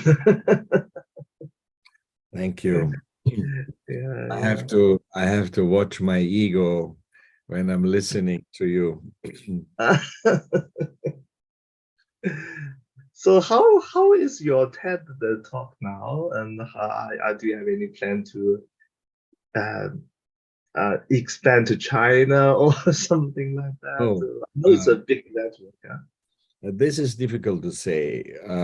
I have to say a big part of my heart is still in China.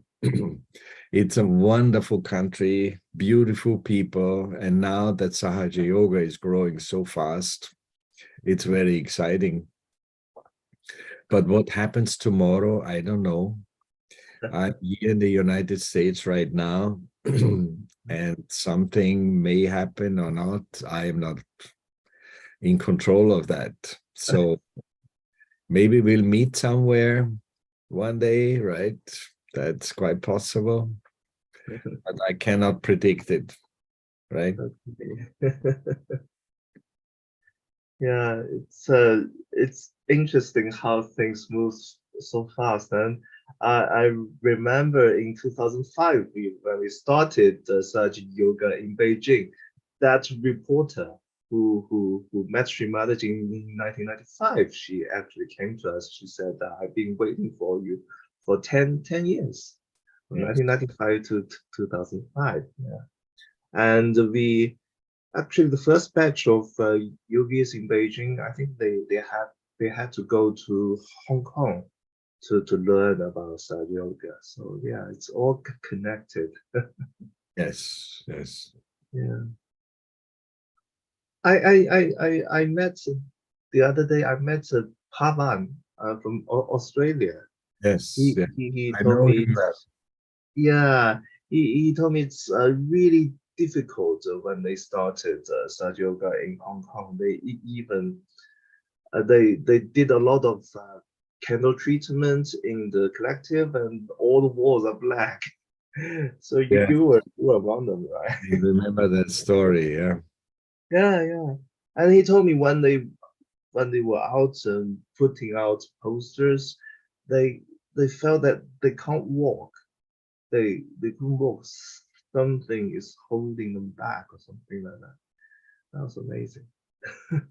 When did you get your self-realization? Oh, it was 2008. Yeah, 2008. Wow, that's a long time ago, huh? that's a long time. Yeah, but I never met Srimadaji. Yeah. Well, we can always meet her in our Sahasrara, right? In our meditation, right? Still, when probably when you know want to be with her, you can recall the memories. But if for me, it's like I I can look at the picture. So I don't know. I feel there's a difference there, but I I I don't know. Yeah, it's very true what you say. And I honestly, I hear this often. Uh-huh. But actually, my advice would be to go deeper than the outside world of a photo, of a video, maybe reading something or recalling memories. Because the reality inside of us, the recognition of Sri Mataji is beyond time. It can happen anywhere, anytime, and you feel it. And if that feeling, I should say that feeling is more real than being with Sri Mataji in her physical form, because she is not just a human being, as you probably know, right? So this is open to all of us to have that experience, who she really is. That is open to all of us, whether we just came to Saji Yoga today or me 40 years ago, right? Yeah. So focus on that. I would say focus on that. Ask Sri Mataji in your meditation, Sri Mataji, who are you? Who are you? And see what you feel. Yeah. Well, yeah, sometimes I just think if Srimadaji has opened the Sahasrara for all, then it, all the deities, all Jesus and all Muhammad, all these religions should work the same, right? They are Yeah, all. yes. In a way, yes. I don't Yeah, know if you're married. I don't know if you have children, yeah, but let's assume in my case, I am married, I have 4 children, I have 7 grandchildren. I'm working as a creative director. So I have many different roles I play. I have many different roles, but I am not any of that. I'm not exclusively a father or a husband and nothing else. I'm all of it. But in essence, I'm also none of that because I'm beyond that. I am the spirit. And so whether it's Jesus or Muhammad or Kung Fu Tse or any one of those great saints, they are all forms of the divine. So they're not individual beings that exist and then they went away. They're all forms of the same divine principle that we call Adi Shakti. So there's no difference. And that's why I'm saying you can ask Sri Mataji, who are you? You can ask, are you Jesus? You can ask, are you Muhammad? And see what you feel. Yeah. So does it mean that if I'm a believer in Jesus and I can kind of bypass Sahaja Yoga No, to get my no. realization? No? It's actually the opposite. First, you don't have to believe it because believing is a mental activity, right? That happens on that level. Okay.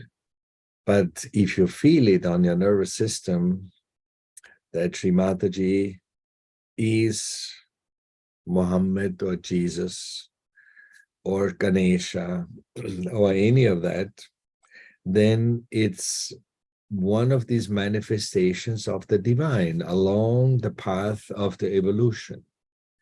But in the end of the day, it's one identity that we call Adi Shakti. Comes in many different forms and comes in different times for a special purpose. Like Jesus came 2000 years ago to open the collective Agya Chakra for everybody, not just the Christians. And Jesus didn't start Christianity either, right? That was us, the human beings. Yeah. And Muhammad didn't start Islam either. It was us, the human beings, who started it and made all these complications. So to understand that these are not individual beings that you need to now follow and believe in, but to understand the bigger picture that this is all one. Like I said earlier, the drop that falls in the ocean, it becomes one.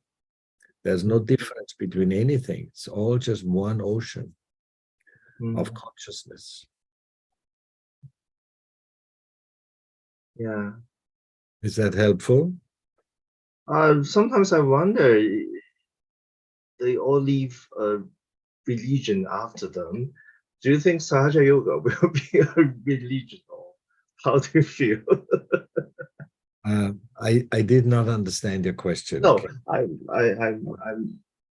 I feel that we are having the risk to have another religion out of such yoga. If you feel like that, I can only say I do not feel like that. Okay. Sahaja Yoga is not another religion. Sahaja Yoga for me is a synthesis, a combination of everything that has happened. And through the awakening of the Kundalini, I realized that all of this exists inside of me. I mean, Jesus resides in the Agya Chakra, Krishna resides in the Vishuddhi Chakra, and so on and so forth. Muhammad resides in my void in the Nabi area, and so on and so forth. Ganesha in the Muladhara Chakra. So it's all one. It's all inside of me and inside of every human being. So it's not about religion. It's not about separation. It's not about exclusive. You know, exclusive is a Latin word. It means separate. But Sahaja Yoga is inclusive, meaning everything is in it, all of it, right? So if you're a follower of any one of the great saints from the past,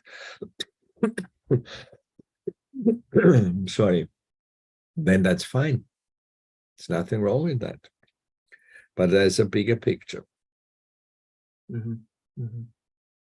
So if it's not a religion, are we a community or ethnic group? Have you heard the word Vishwa Nirmala Dharma? Yeah. Yeah. The meaning is it's a universal religion in the real sense. Religion, the word religion comes from Greek language. Religio means to connect back to the source. Religiare, connect back to the source. That's the real reason, the real meaning of the word religion. And the source is Adi Shakti, because she has started everything. So in a way, you can call this a religion, but it's not a religion in the common understanding of the word, which is separate. Christianity is different from Islam, and Islam is different from Buddhism, and Buddhism is different from Zen Buddhism, and on and on and on and on. It's not like that. It's integration of everything, because that's the quality of the Sahasrara, the integration. Yeah, I remember you at the you were in the Indian tour when you were attacked by the false gurus and his disciples by stones, right? You were there, but I think at that time the false gurus is a big problem for the world. Nowadays we have we still have like mindfulness, but I think they are more helpful than those false gurus in the past, because nowadays we really need to argue about whether we should call ourselves meditation or yoga. You know, meditation is in fashion now. I think thanks to the mindfulness. I understand what you're saying, but I would suggest actually to don't look at these things as separate. Don't look at these things individually, because you really lose the connection to everything. So, for example, we talked earlier about how to solve problems by going up one level and find a solution how to get up there. So if there is a false guru, or there is some attack from somewhere, I always try to see that as positive, because I can learn something from there. And as I'm learning, I move forward on my journey. If I just get stuck on where I'm right now and I say, oh my God, this is such a big problem, I don't even know how to solve it, I'm not moving. I'm stuck on my journey, right? So here is something I would like to recommend to all of us, everybody who is listening now.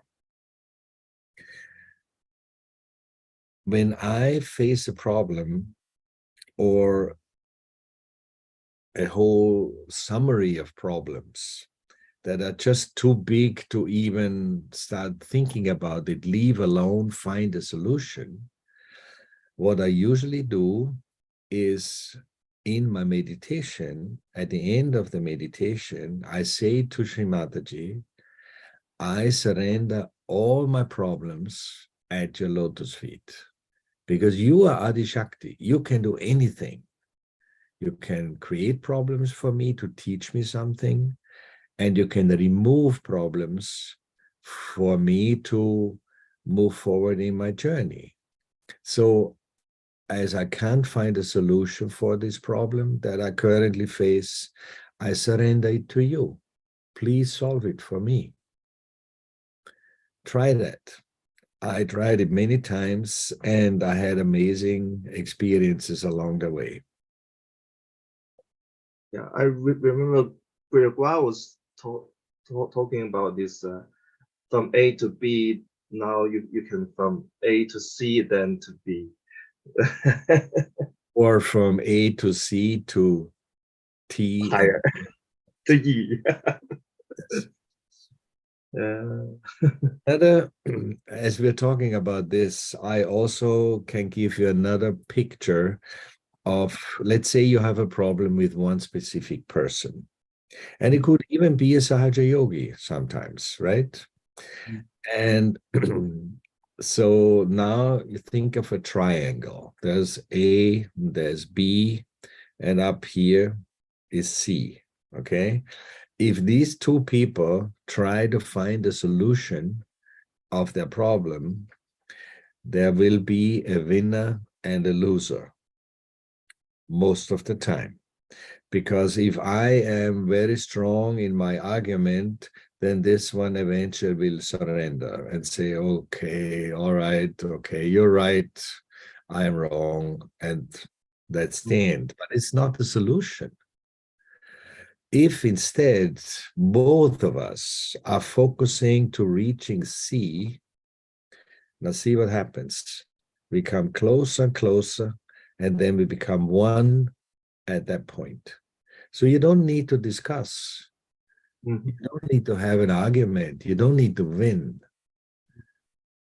You just need to move on in your own journey to reach Sri Mataji's lotus feet. And there we are all one. We are all united.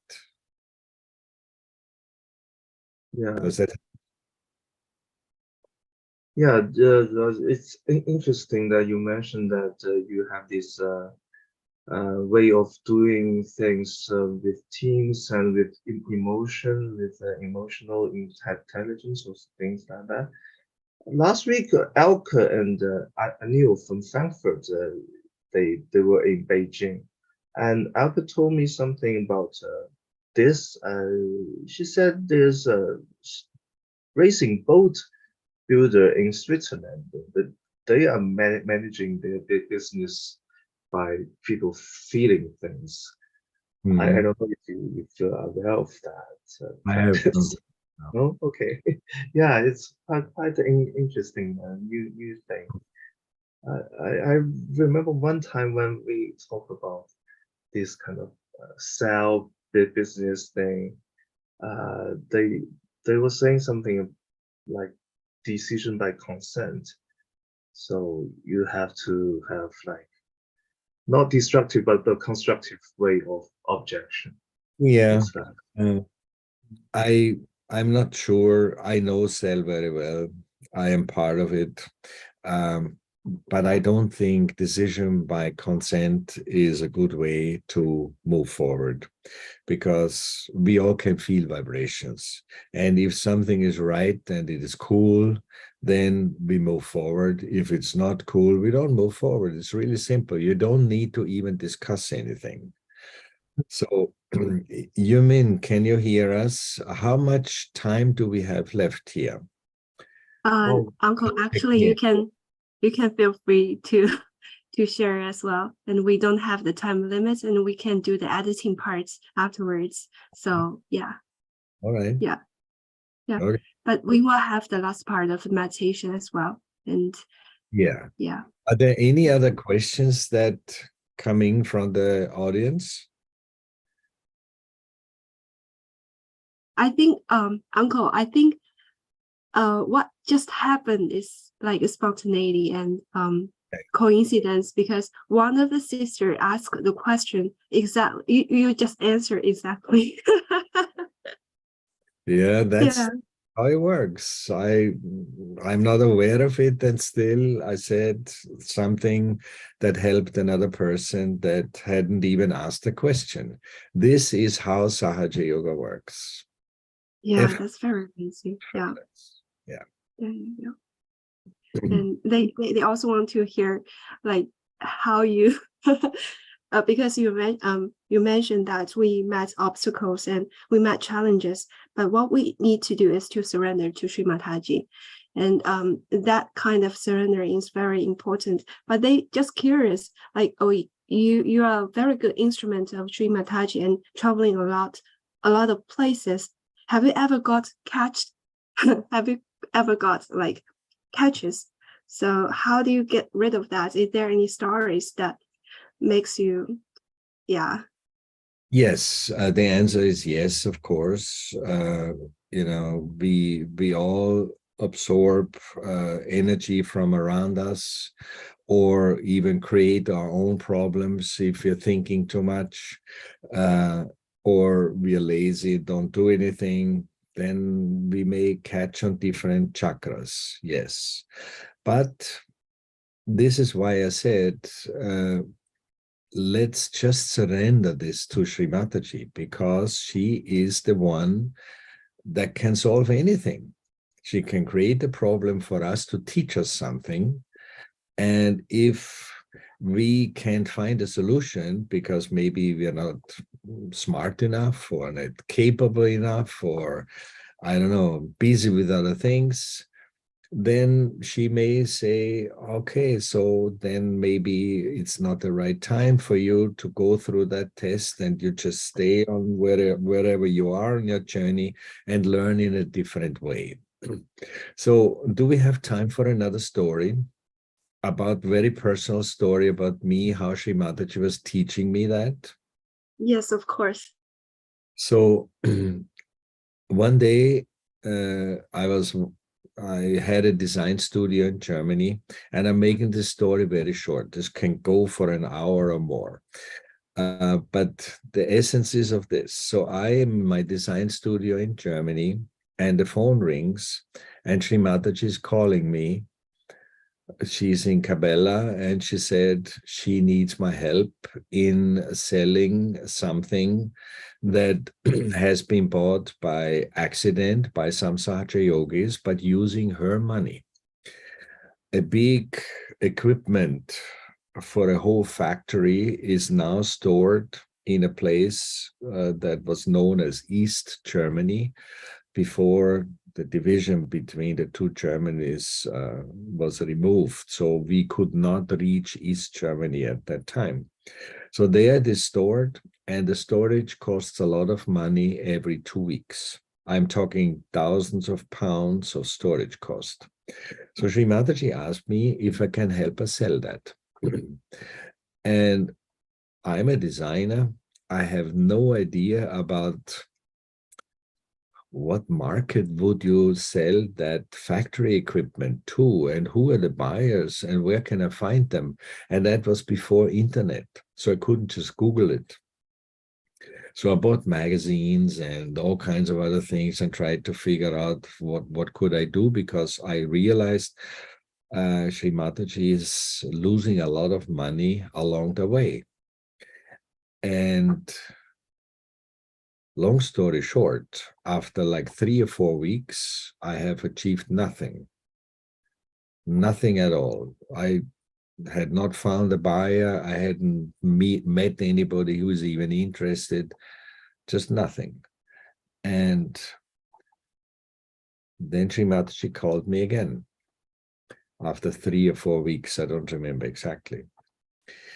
And this time she simply said, just a few words. She said, why don't you let me help you? And I didn't understand what she said, because I was so focused on, I need to do this, I need to do this, I need to figure out, because Sri Mataji is losing money and, you know, a little bit anxious and everything. So I explained to her, I'm doing all this and this and this and this. And after a while, Sri Mataji said simply again, why don't you let me help you? And I still did not fully comprehend what she said, what the meaning is. So again, I tried to explain what I'm doing, and she said it a third time. Why don't you let me help you? And then suddenly it clicked. I thought I need to do that instead of being an instrument for it and let Sri Mataji do it. So this was also before cell phones, so I was on a landline. All the other yogis in that ashram were standing around me because, of course, Sri Mataji is on the telephone, right? I fell on my knees. I apologized to Sri Mataji and I said, I'm so sorry to lose you so much money. Please take over, find a solution. If you want me to be an instrument for that, I'll be happy to do it, but I am not the doer. And that's how the conversation ended. 3 days later, somebody called me from Poland, it's another country in Europe, and said, I heard you are selling a factory equipment. I said, how did you hear that? He said, that doesn't matter, but I want to buy it. I said, well, there's a problem because I haven't even seen it because I can't access it. It is in East Germany. He said, yeah, that's no problem. I'm in Poland. I'm in a communist country. I can reach East Germany. Yeah, but how can I sell you something that I don't know what it is? He said, it doesn't matter. I want to buy it. So after some back and forth of negotiation and escrow, international money transfer and everything, we met at the Frankfurt airport in a restaurant to sign the contract. And until then, neither he nor I have seen the material that we are now selling or buying. And he's ready to sign on the dotted line, as we say in the contract. And then he hesitated and he said, well, what about the warranty? I didn't know what to say. So I called Sri Mataji in Cabela. And normally when you call Cabela and want to speak to Sri Mataji, somebody picks the phone and then they have to go to Sri Mataji, this, that. This time she picked up the phone, like she was waiting for my call. And I tell her what the situation is, and now he wants warranty. And she was laughing. She said, how much warranty does he want? So I asked the man, and he said, maybe 3 months, would that be okay? So I told Sri Mataji he wants 3 months. So she laughed and she said, give him 6 months, give him a year, whatever he wants. And he was happy. We made hand annotation, manual annotation to the contract. He signed it. The money was transferred. And that's the last time I even heard or saw this person. I don't know if he ever picked up this equipment. I don't know if it worked for him. I have no idea. I have no information. But the essence of the story is, in the beginning, I thought I need to do that because Sri Mataji asked me for it.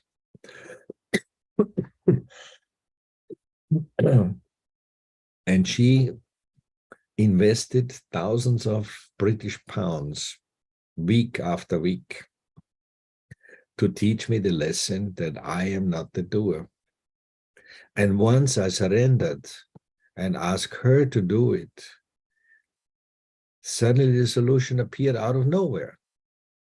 I have no idea how this person from Poland actually found out that there's a factory equipment for sale, because there was no Google search at that time where you could find out. So that's how she was teaching me that lesson. And since then, whenever there's a problem, I remember that story. And then I just surrender everything at her lotus feet and say, please, you are Adi Shakti. You can do anything.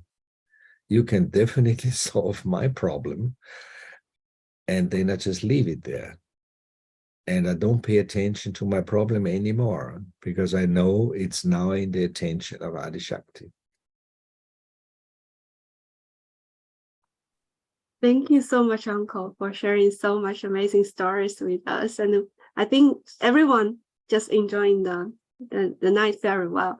And I think do you still want to do the meditation part to end this the program?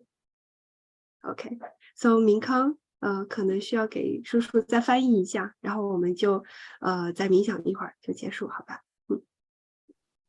好的，好的。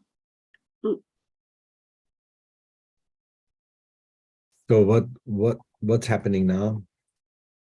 So, Uncle, we will move to the last part. In the last part, you have to lead us like to balance and to cleanse a little bit, and then we will meditate. Yeah, and finish today's program. Yeah, thank you so much, Uncle. Mataji. So now we are all Satya Yogis here, right? Is that right? Yes, Uncle. Yes. So we don't need to do this now. We all know how to clear our left side, right? You put the left hand up, the right hand to the floor. We know how to work on the right side. You put the right hand on your lap and the left hand up in the sky. So we know all that. We don't need to do this now. But what we should do now is we all raise our Kundalini and put ourselves into Bandhan. And importantly, let's do this together. Imagine from the United States to China, we are now doing this in absolute synchronicity. We're doing this together. This is the oneness that I'm talking about when the drop falls into the ocean. So let's raise our Kundalini together. Okay, Uncle, I'll translate a little bit. What was that? Yeah. I will translate a little bit. Oh, you have to translate. I'm sorry. Go ahead, please. 观众主要是稳定的瑜伽是这个左边和右边的清理，因为大家都知道这些动作，然后刚刚 Uncle 说我们重要的是我们可以一起来做提升能量画班丹的动作，最重要的是因为我们是一个整体，然后在美国和中国我们共同的来进入到这个一体的海洋。好，我们现在可以开始 Uncle, so we start now. Okay. So we raise our Kundalini together and put ourselves into Bandhan.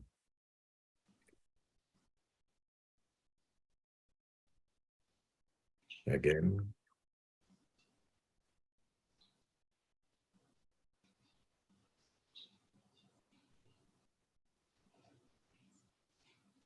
And a third time.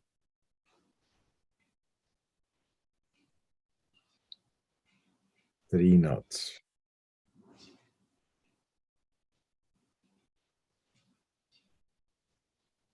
Now the Bandhan. One for the Muladhara, two for the Svadhisthana, three for the Nabi, four for the heart, five for the Vishuddhi, six for the Agya, and seven for the Sahasrara. Let's close our eyes. Hands palm upward on our lap. Do you need to translate? 我们闭上双眼，把掌心朝上，放在膝盖上。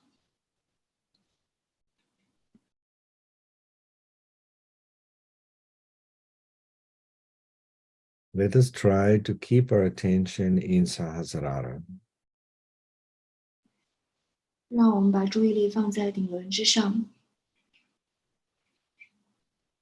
If it's difficult, just touch the top of your head with the right hand a little bit so you can feel that sensation and then keep your attention there. 我们可以，如果感觉到困难，可以把右手按摩在我们的头顶上，感受这个能量的流动，帮助我们更好的入境。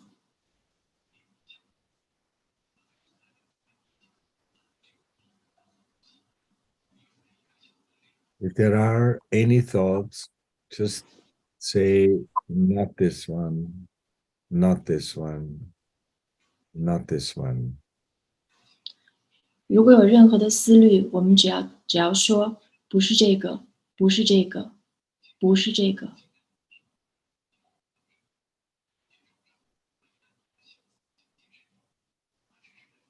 Let us pay attention what we feel on our hands. Is it cool or warm, or do we feel any catches on the fingers? 我们可以感受一下双手的掌心有没有热风或者是凉风，还有我们的手指有没有麻胀刺痛的感觉。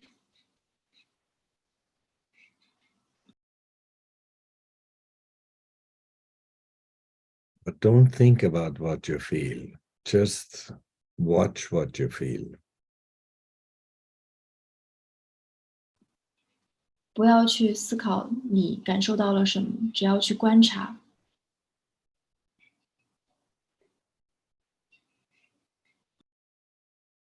Now, let us, I'm looking for words.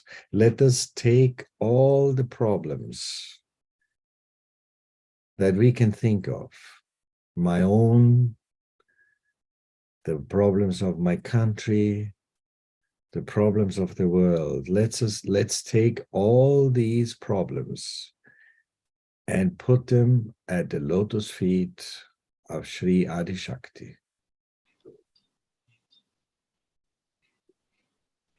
让我们把我们所有的问题，我们个体的、我们集体的、国家的问题都抛出来，把这些问题献于水妈大姐的莲足下。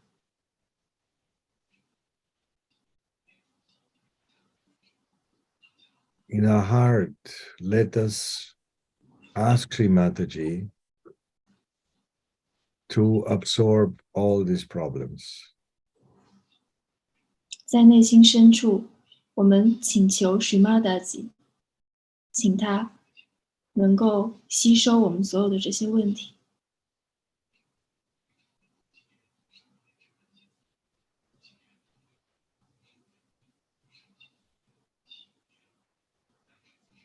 Let us make sure we are in thoughtless awareness.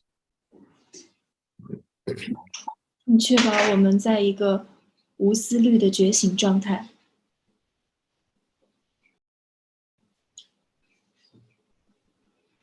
Sri Mataji, please absorb all our problems. 水妈大姐，请带走我们所有的问题。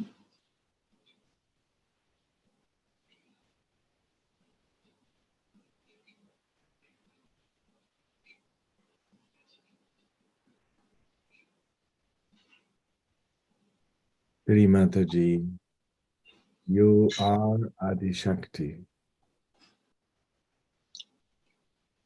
水妈大姐，您就是阿迪沙克蒂， You are all powerful.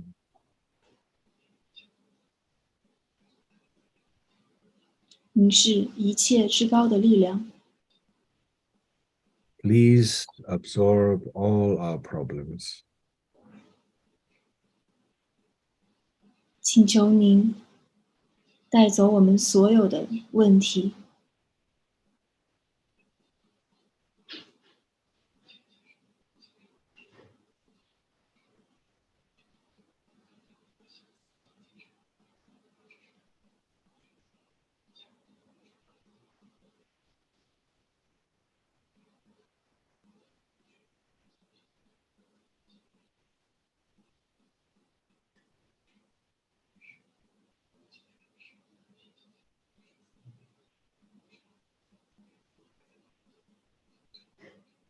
We know that Sri Ganesha, one of the names of Sri Ganesha is Sri Vigna Raja, meaning the remover of all obstacles. 我们知道 Sri Ganesha 的另一个名号叫 Sri， We 他 can, 他的 yeah. 他的意思是一切障碍的去除者。So together across the world, let us now all together say the mantra to Sri Ganesha. 让我们一起穿越世界，让我们一起来说出这个 mantra， 这个口诀。We say it together. 我们一起来说 Om Om Ame Daksha Shri Ganesha Sa Sha Shri Adi Shakti Bhakti Adi Adi Shri Nirmala Devi Devi Namo Namaha. Namaha.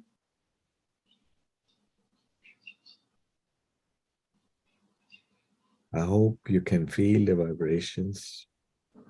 Ooh. 希望我们能够感受到能量的流动。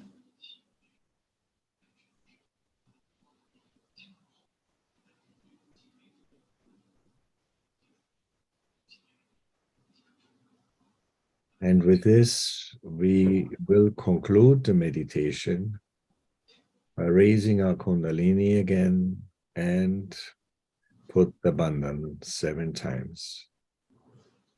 好，最后我们结束我们今天的冥想，我们再次提升能量，做班丹。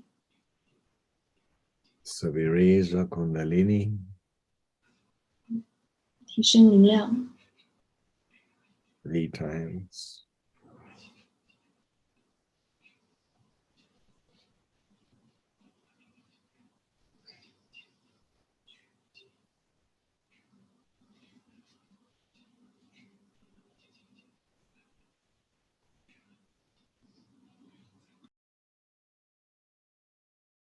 And the bandhan, we can put the tension on each chakra from Muladhara to Sahasrara as we do the 7 bandhans. 在我们做班丹的时候，我们可以把注意力依次的从根轮依次来到顶轮。Jai Shri Mataji. Jai Shri Mataji. Thank you, Uncle. Thank you. We really enjoyed it. So did I. It's such a wonderful blessing that we can spend some time together.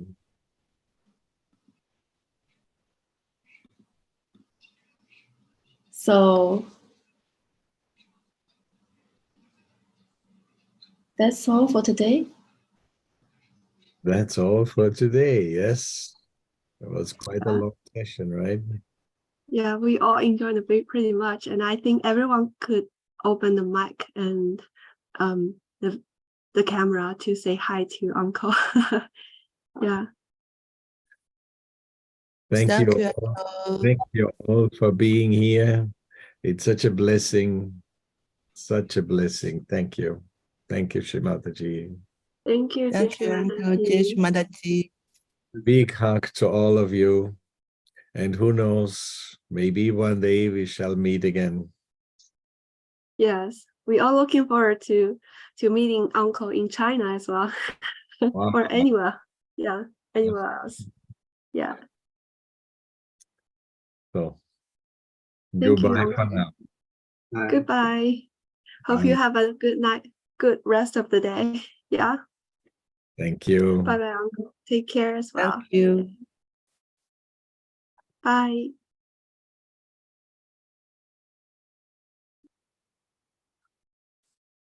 好了，可以了，结束了。那直播是不是可以停了？对，直播可以停了，然后我的摄像头最后怎么开不了？打了一个很大的惊叹号。啊，已经是联系主持人了。